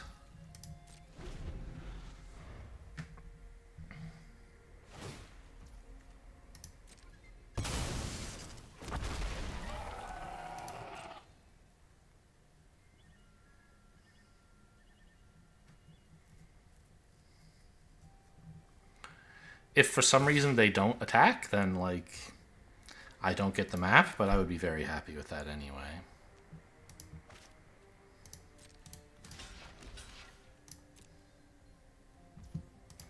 This gets blown out if they have another trick, I guess? Or if they have a trick to counter mine. Looks like they don't. They're happy to go to damage, so let's blunder a 3-3.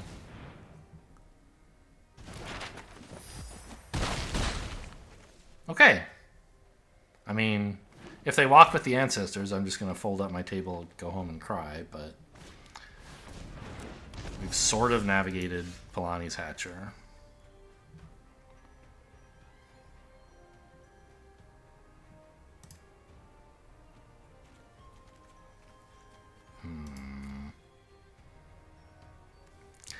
I think it's pretty important to get a 6/6 out, huh?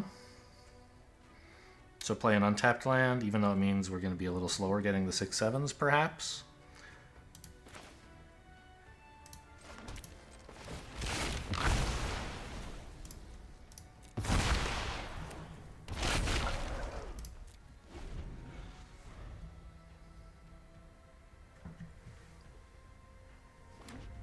Wait. Where did I get this forest from? It wasn't already in my hand, right? Was it? I thought I don't know. I somehow thought I didn't have any other untapped lands. But it's right here, so I'm not sure what I was missing. What did they do? They searched... They fetched up a swamp with this thing. Okay.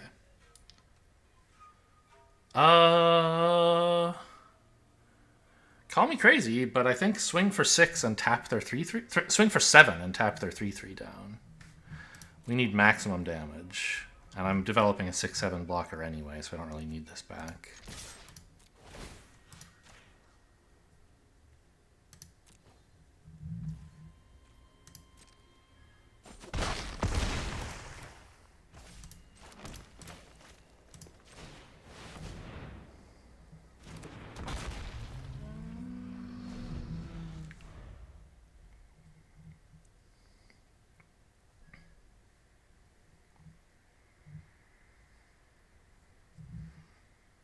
Oh, don't forget this guy. This has menace. I guess I should have been more careful. Whoops.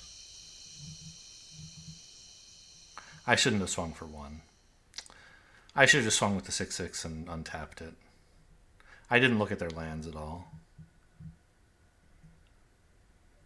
Because if they swing with that, it's like a menace 2/3. I'm not going to mouse over it now in case it reminds them, but if they swing with a menace 2/3 and the flying 2/5, I'll be unhappy. Okay, they're not going to do that. Now I can mouse over it. It's a menace 2/3.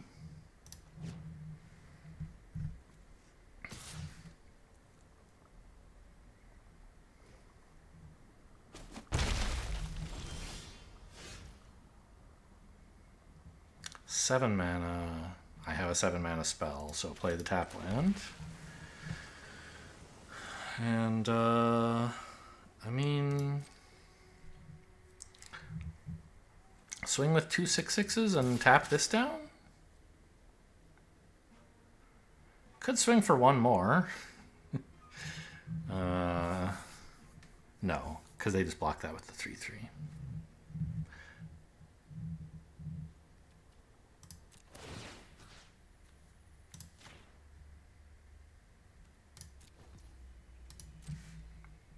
That's me, Simic aggro, tapping your shit down. Oh no, they couldn't block this, right? Because they have to chump here. Yeah, so this could have gotten in for 1 damage, but it's nice to have another blocker.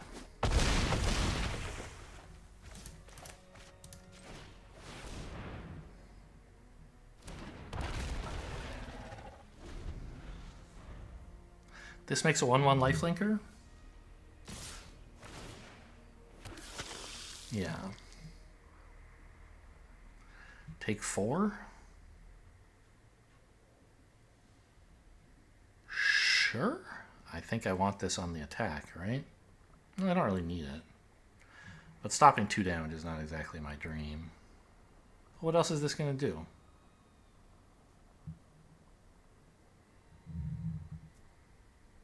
Yeah, I don't know. No blocks. It's going to block a 1/1. That's what it's going to do. Maybe, if they live. They didn't live.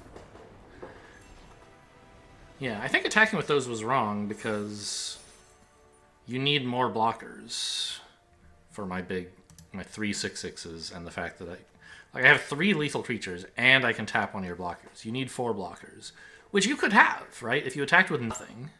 Oh no, you're at 7. No, I could tap this down, so you're only at 6.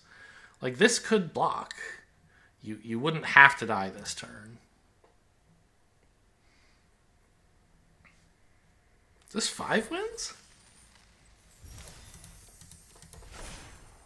Okay. That's Bronze League for you, baby. That's one of the advantages of playing, like, 3 drafts a month per account. Is like, you get to play against some bad players and win.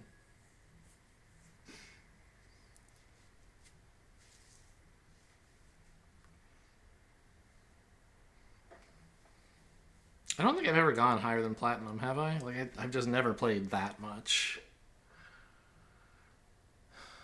But maybe I was in Diamond once? I don't know.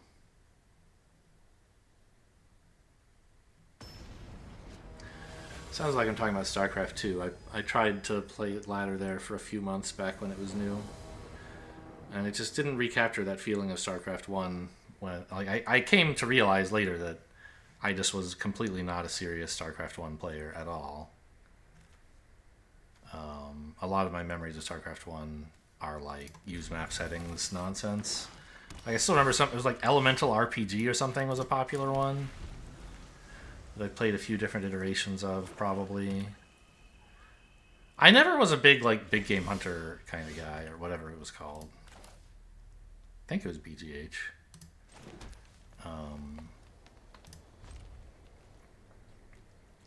And I did actually play, like, real normal games, occasionally against strangers on the internet, but more often against the computer, sometimes with a friend.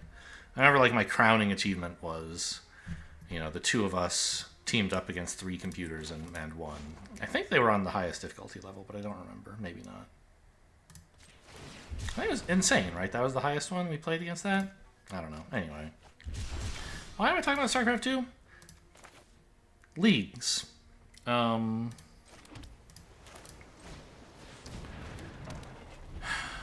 Yeah, StarCraft 2 was so focused on the competitive experience, you couldn't do anything else. I just felt bad. Okay, I mean, I can larceny that. I don't like that thing attacking, and I don't have much else to do with it. I could Pirates, I guess? I have to do that at some point anyway, and I have 4 mana right now. I guess that's fine. See if they're developing something more threatening. Well, no. This is pretty threatening.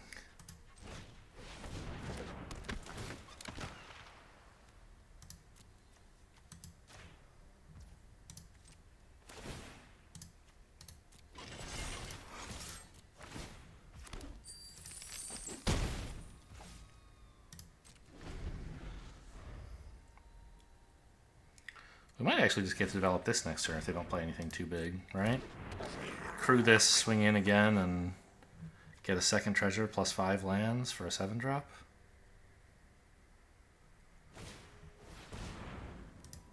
Yeah, it looks that way. Pakbadik. That's pretty good. Ah. I could play the Pakbatik and get in for... I could attack with the flyer this turn as well. If I'm willing to not play the 6/7 and play this instead. They're both very good.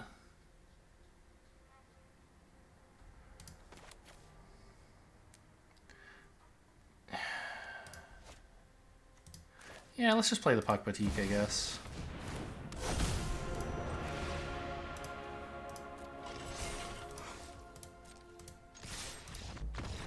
Alright, good enough to get a concession out of him. It must have been a good play.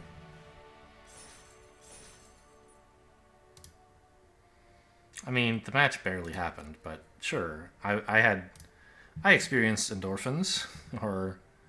I don't know, I still can't keep the various happiness chemicals straight. This was either endorphins or dopamine. up because I was winning and I felt like it was my fault, but really it was just random luck. That's what Magic is all about.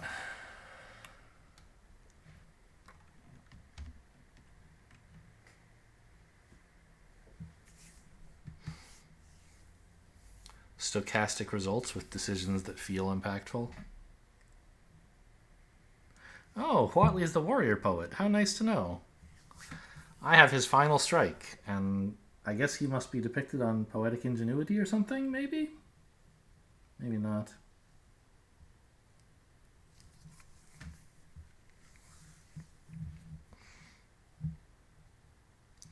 Of course, the deep gods are Chimil's children who walk across among the Oltec. Good to know. Who the heck is O'Hare Tak? I feel like I've never even seen that one. There's like one O'Hare in every color, right? But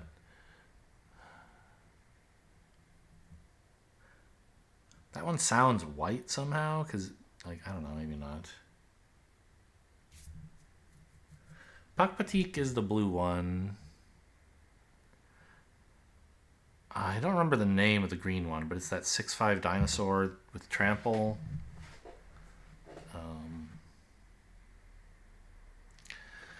The black one... I don't know. What are the names of the O'Hares?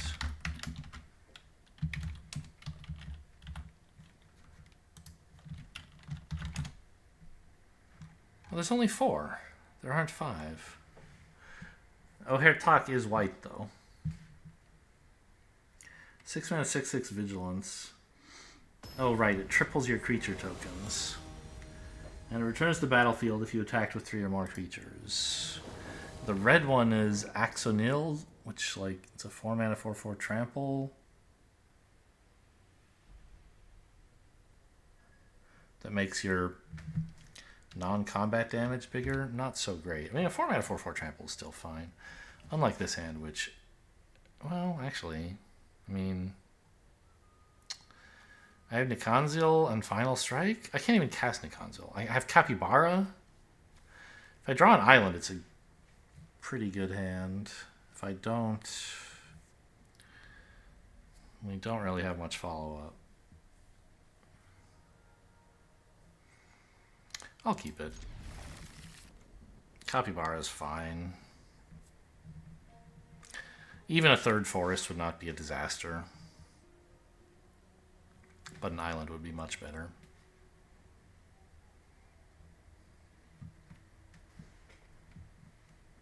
What is this name? Some dude named Matt? Okay, got it.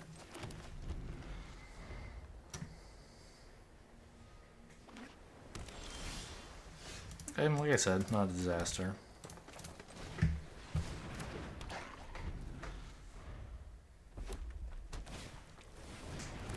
Is it?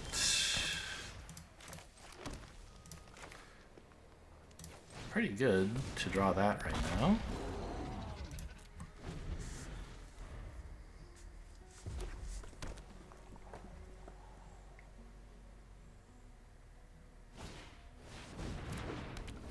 Okay.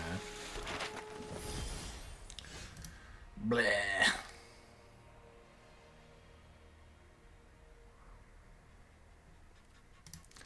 Swing out, I guess.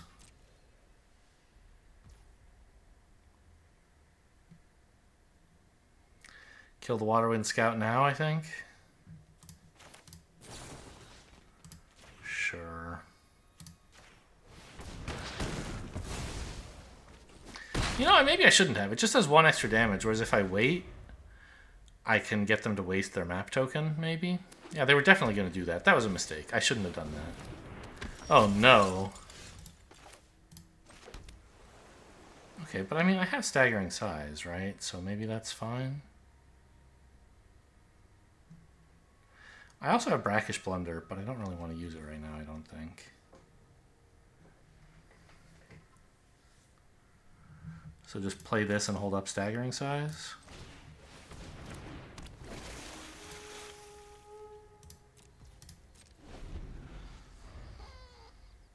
Still, they're getting great value, right? If this trades for staggering size and they also discover 3, it's pretty good. And they might get an even much better deal if they have some combat trick.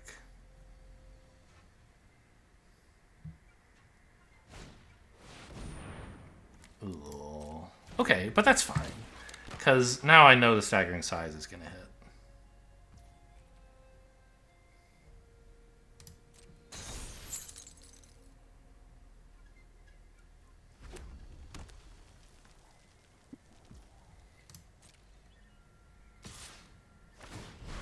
Wonder why they didn't pop the map here.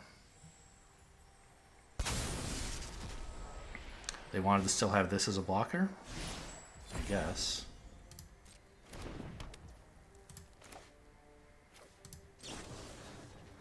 +3/+3, so this would become a 4/6, big enough. This would become a 5/6, which is bigger enough. I guess I should pass. I want to block here. I don't know. There's not a 1-mana red instant that's relevant, so I don't know what I'm worrying about.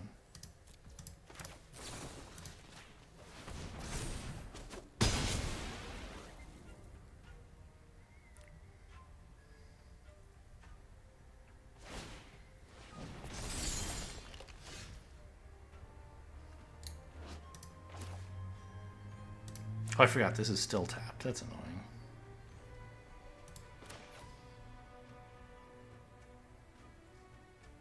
I guess I'll just explore. Yeah, I mean, I have this thing, right?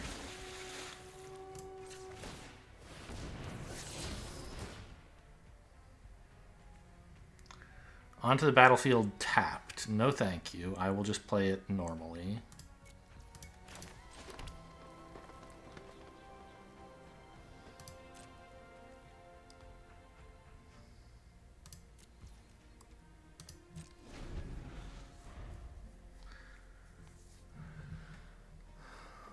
Well, it turns out they wouldn't have wasted their map token, probably, all those turns ago. So maybe it wasn't so bad to proactively kill that thing for 1 extra damage. Plus, they could have had a combat trick to keep it alive. Yeah, I think it was right to be less greedy. Just play it the way I did.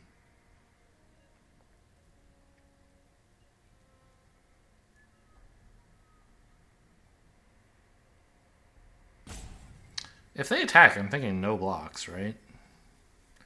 Even if they swing with both, I'm just not quite prepared to deal with it. And if I start getting counters on my stuff, I'll be much better equipped. Okay, that I could block with a 1/3. Order, should have played this first, but fine. Yeah, now they can use their map.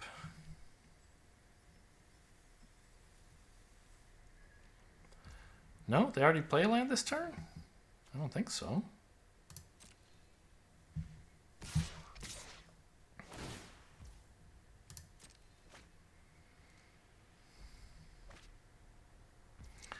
The thing is, I could triple block this, killing it, and only losing my 2/3. But this is just a 3/3 defender, right? So it's not all that great to do so. I think I'll take 7.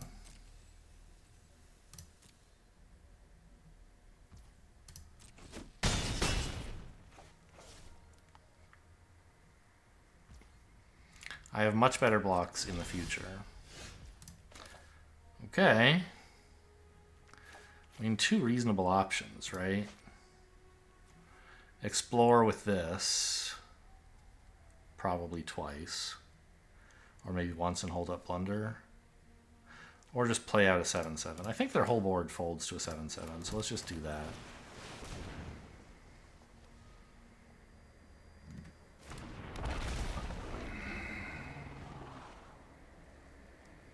Pretty good shit. Don't need that, but this is amazing. Sure. I could have kept both of them on top to guarantee counters with Explore next turn, maybe? That might have been pretty smart. But this is good, too. Alright, I could have topped this and put this under it and then, like, explored but discarded it.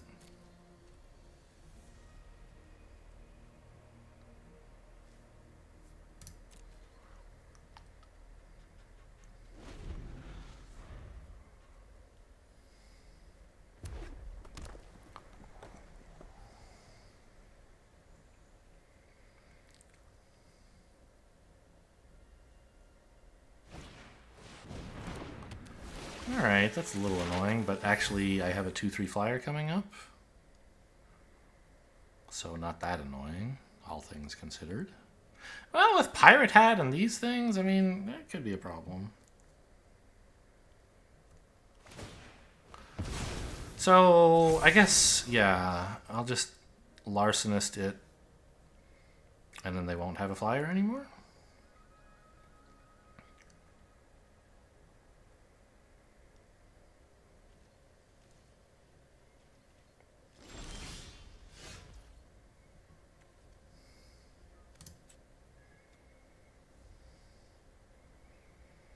Sure, triple green looks good to me.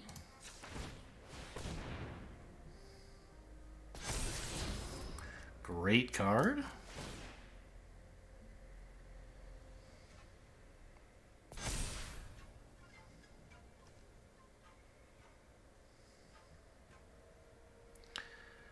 Am I swinging?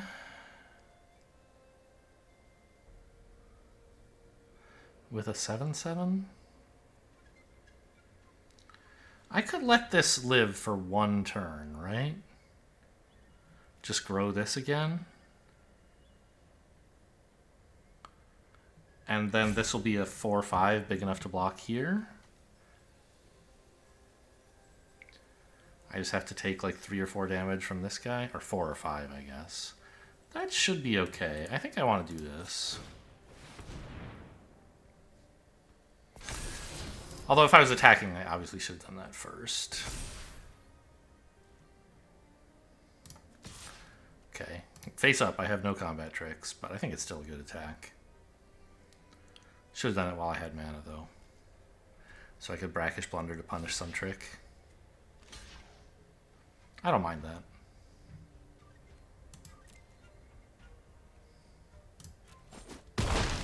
I would not be using Brackish Blunder to try and win that combat, I don't think. I don't know, I mean, it turns Brackish Blunder into a 7/7. I guess that's pretty good. But getting these guys huge was also good.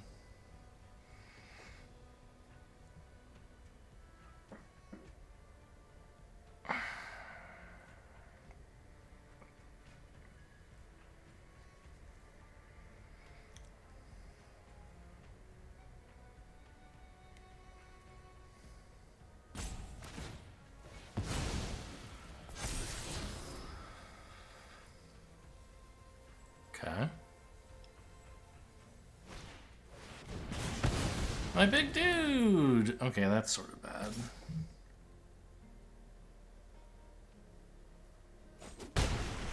But their map is gone.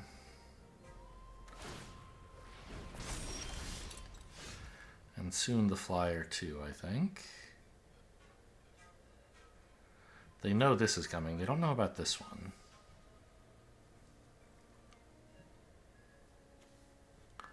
Sunfire Torch, I don't think super matters. Developing both of these is probably better than exploring again. The size of my ground creatures doesn't matter that much, because I'm just going to be double blocking a 5/5 anyway. Actually, it threatens to become a 7/5, I guess. No, just a 6/5. Okay.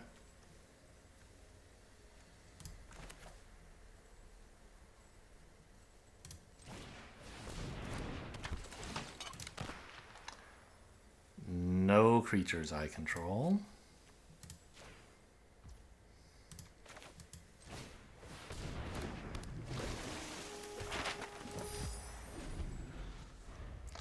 Oh, I guess I could have turned my map into a treasure, couldn't I? That's kind of funny. I don't want to, but I could have if I'd played them in the other order. No! Yuck! Grosseroni! What the hell? Ah. I mean, I can bounce tokens.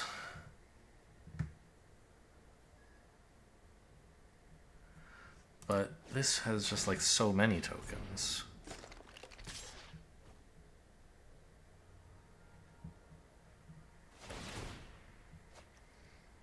Oh, they're just going to shoot my 2/2. I forgot about that. Whoops. Oh, but now this is smaller? Is that relevant? Not very, I guess. This is still the... I mean, I can force them... No. I have to let them pick which one they kill. Okay, I mean, that could have been worse. And that's going to turn this into a 4-3, which is not so bad.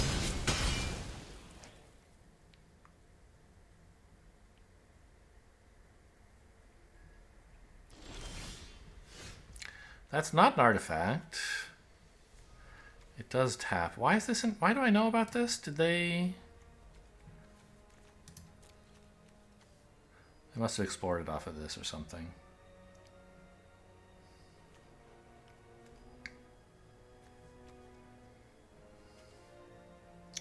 Let's go exploring, I guess. Not bad. It trades with a dinosaur token and also manipulates some combat somehow.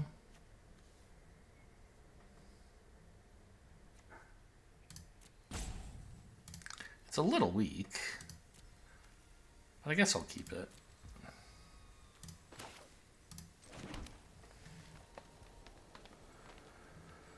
And I can now make this a 3/4 flyer, which, I mean, the thing is they're just going to pirate it, right? It has ward, but they can pay.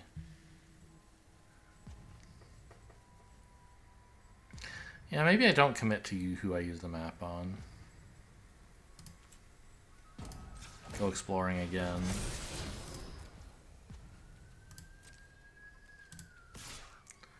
Swing out like this. Get in a little damage, and I still got good blocks. Then the Waylaying Pirate's this.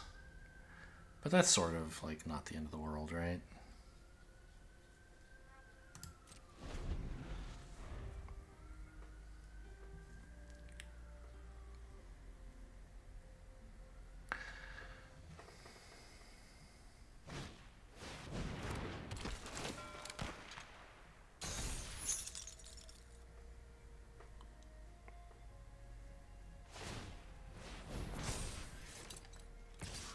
Oh, yeah.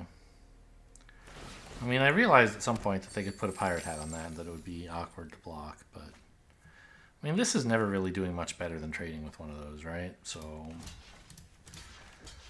Bottoms up, I guess? Well, no, I could swing with it, right?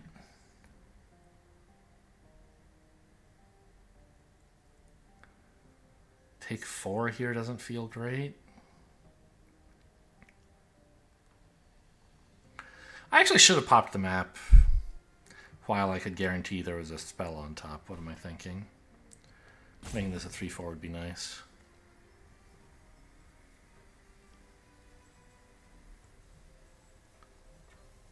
Yeah, they're not going to have that many artifacts, right? They just don't have that many cards. So they're not going to get that many more of these. I want to make sure I can blunder this one. No blocks, I guess.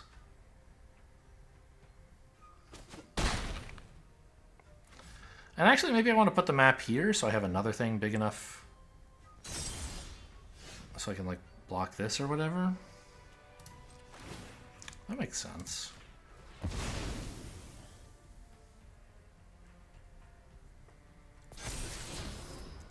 Great card. Unbelievably great card.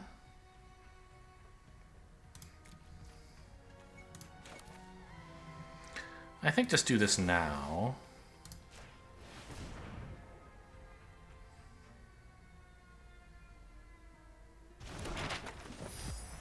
I guess I'll explore here, actually. I was gonna crack the map and then keep this open, but... And, like, then this could get in for 3 instead of 2, but that's not such a big deal, I think. Well, I think this is the thing I'm doing. And then the question is, do I pop the map on this? Or maybe here, so I can block dinosaurs even better? Like, 5 toughness works against one of these with a hat on it? Or I can hold this open for no clear reason? Yeah, this doesn't actually do anything. I kept it on top and I don't want it anymore. Let's make this a bit bigger. It's committing a little bit more, but this is advancing the end of the game.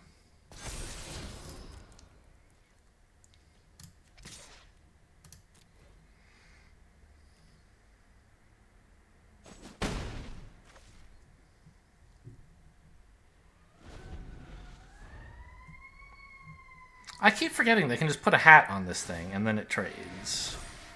That's why I should have put the counter here. But I don't know. I mean, is this trade so bad? Yeah, I should have. Oh, okay, I should have put the counter there, or held this up and like I don't know. I can't afford to just take 4, which means I have to make that trade now, given how I've played so far. But feels bad. Okay, now it's difficult to attack, except with this 6/6, which I guess I can do.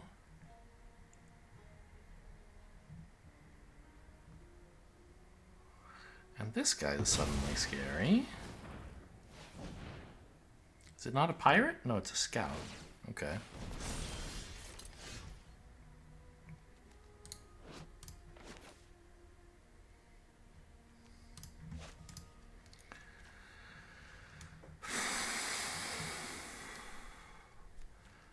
I mean, I think it's the Stomper, right? It does say creature, right? Permanent. Okay.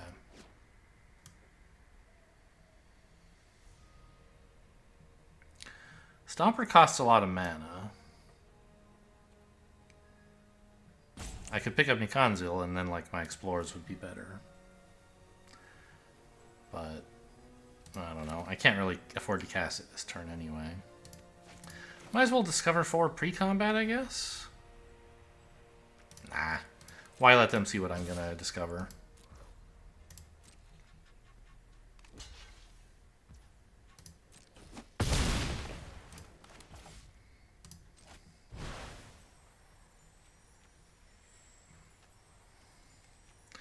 Actually, I kind of need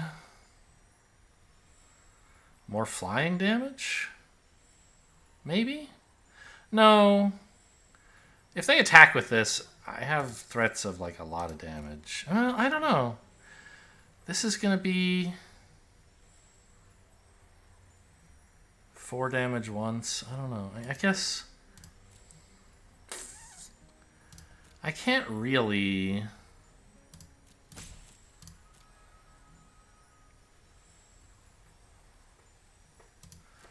Well, what about the Brontodon just to destroy that stupid hat? It's a thought. The Cavern Stomper really threatens damage. I think I can hold this off for a while.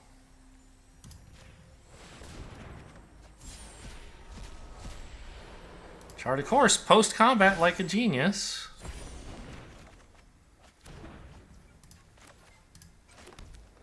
Turns out I could have cast Nikanzil. We're not exploring. We're holding this up so that they just bounce here. And then Waylaying Pirates is a fantastic card because I will have an artifact in play. They know about this trick, but I mean, what can you do? Oh, they have a Braid. I missed that. What are they getting back? Another Waterwind Scout.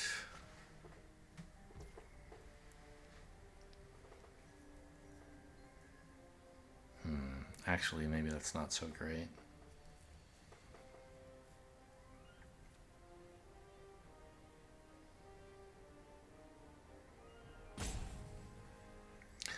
Maybe I just take 2? I think that makes sense, actually.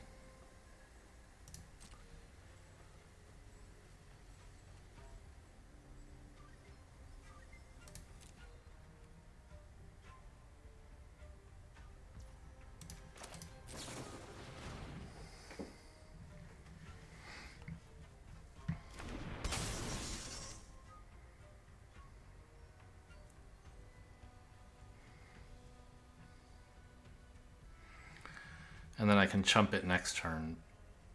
No, right. I'm waylaying it.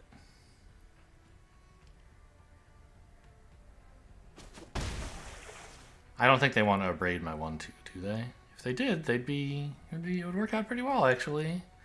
Because I'd lose the artifact activator for my waylaying pirates. Oh, really? I'm going to spend 2 spells on that? Okay, well that's sort of a potential problem. No, because this is waylaid now. And that only attacks for 3. Getting this back turned out not so hot.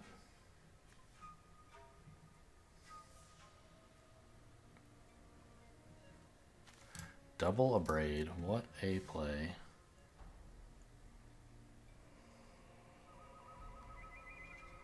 Okay.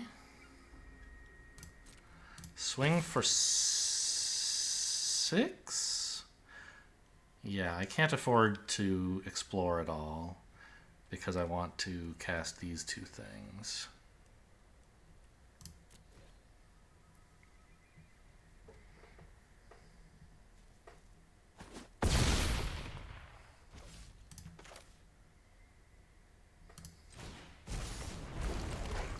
Wait, no, both of these are lethal because they can move the hat! Oh no. Well, I guess I'm dead.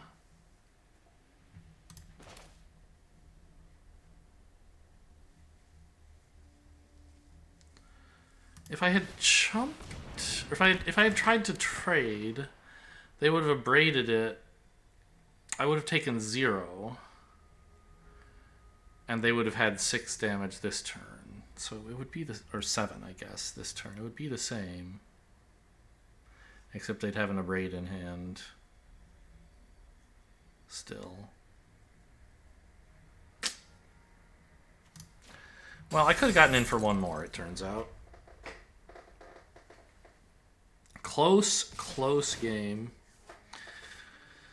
I don't remember if there was a time when I could have just gained 1 life and I made a 1 life mistake. I'm sure there were some much bigger mistakes that like I didn't notice, but like it's there could be some kind of strategic mistakes that shape the whole course of the game. And it's sort of hard to say, oh, what if I had done this differently? Here's the ways it could have worked out. But sometimes there are little micro-level tactical mistakes where, like, you lose 1 life for no reason. And those you can go back and say, well, if I hadn't made that mistake, I would have won this game.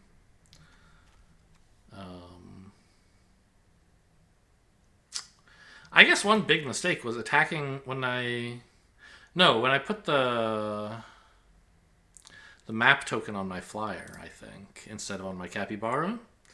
Because if that had been a 6/5 instead of a 5/4, then they couldn't have traded their 3/3 pirates into it, which were 4/4 at the time, of course. And I would have had like another creature left. I don't know.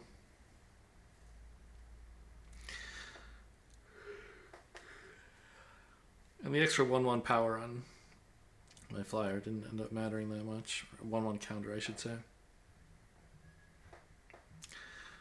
So that's sort of a tactical mistake, sort of a strategic mistake. In that, like, it has broader implications than just, oh, I would have had 1 more life. And it's not clear exactly what would have happened if I had played it differently. I don't know. Who cares? We're at 6 wins. That's good enough. Up against Skazian, with a pretty unkeepable hand. There's just nothing redeeming about it. It has great cards. And if I had an island, I mean, this would be bangers. Like, right? I have this into Final Strike and then Pakpatik. But there's only 8 islands in the deck, 1 in 5. What are my chances to draw 1 by turn 2? Not high. And then I need another to cast Pakpatik. Yeah, I don't think I can keep this. Literally doesn't cast any spells. This hand is better. I think we can get rid of one of these island cyclers. I don't know. think I'll keep both and get rid of the... No, this was right. Because it makes the Cavern Stomper a little more castable. You could keep them all and say, like, what good is Staggering Size doing you? But with Rebound and a 4/3 flyer, it could do quite a bit. Alright, I mean, I'm not happy with the hand. That's an improvement.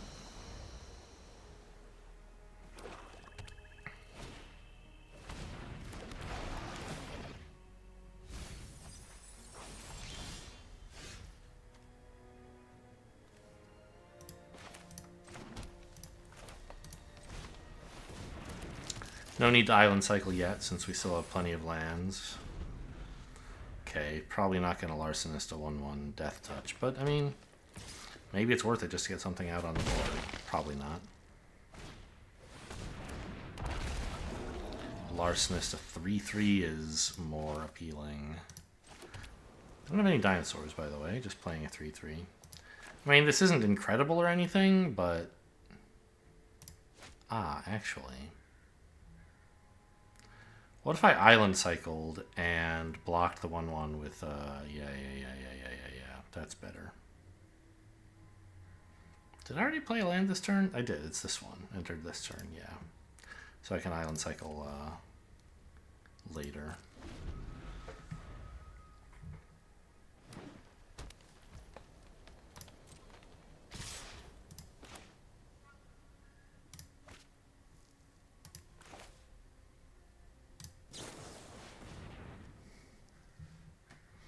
And this way I keep up Staggering Size during combat if something weird happens.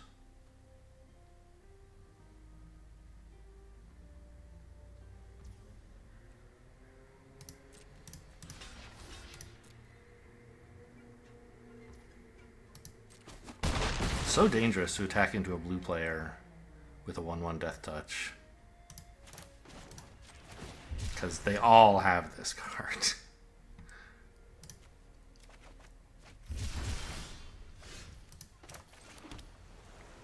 Go Gakbatik. Go Gadget Bakbatik. Yeah, it seems like the play. Holding this up as a blocker doesn't make any sense, so might as well swing in.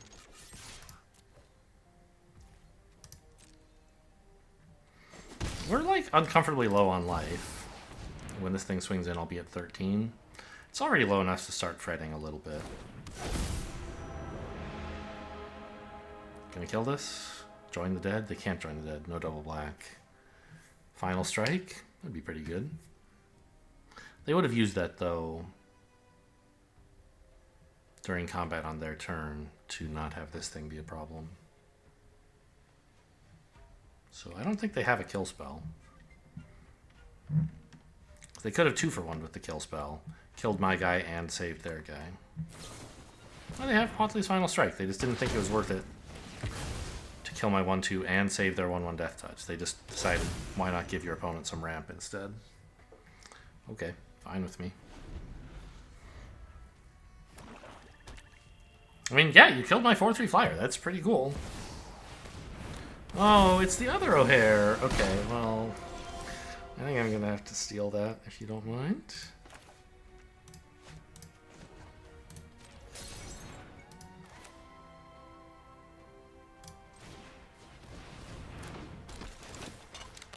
Do I want any of my stuff turned into a treasure? The 1/2 is pretty stinky, actually. He's not doing anything.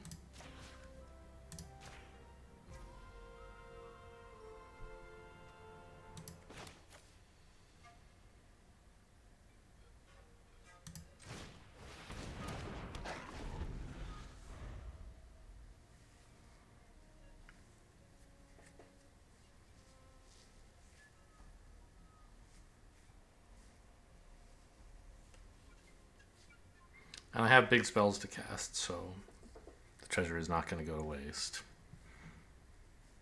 Oh, and getting it into the graveyard even helps for the for this. I get doubled usage out of it. I can't block this, sadly. Hopefully, as my big creatures start coming down, that will stop being true. Okay, that's just a 2-1. That's all they're doing with their turn. I'm pretty happy. Blow up a land to play a 2-1. Would have liked to land so I could play this guy.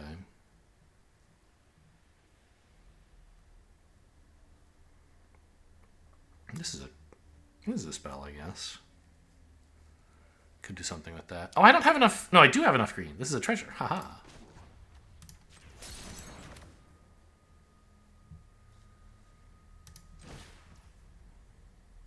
Actually,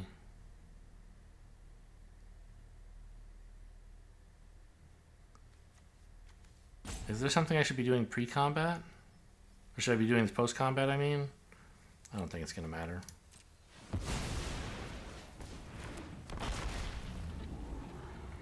I would like lands. And this kind of stinks right now. I mean, I'd like spells too. I'll hit a land eventually. He said, lying. This is definitely swinging. I think this is better held back, like, so they can't get some, I don't know. If they kill this, I don't want them to get in with a 2-1, basically.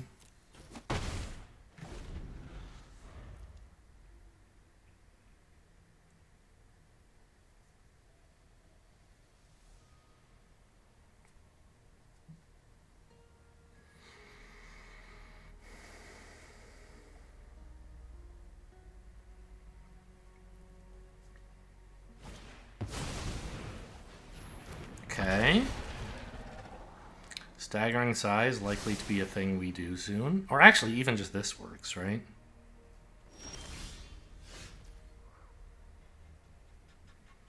So, swing in with just the flyer. Play a tap land. And pass.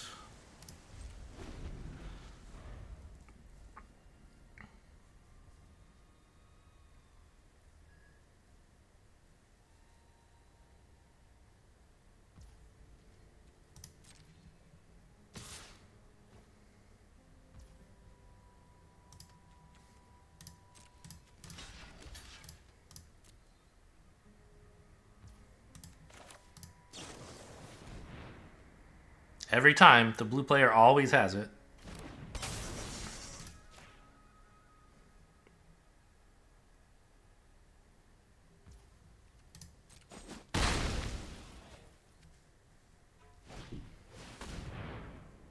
Now that's just rude. They were playing around it. Fortunately, I should have tapped this, I guess. I'm going to play Staggering Size to keep this alive. Okay, that's enough for them. Fair enough. Alright, we made it to 7 in the end.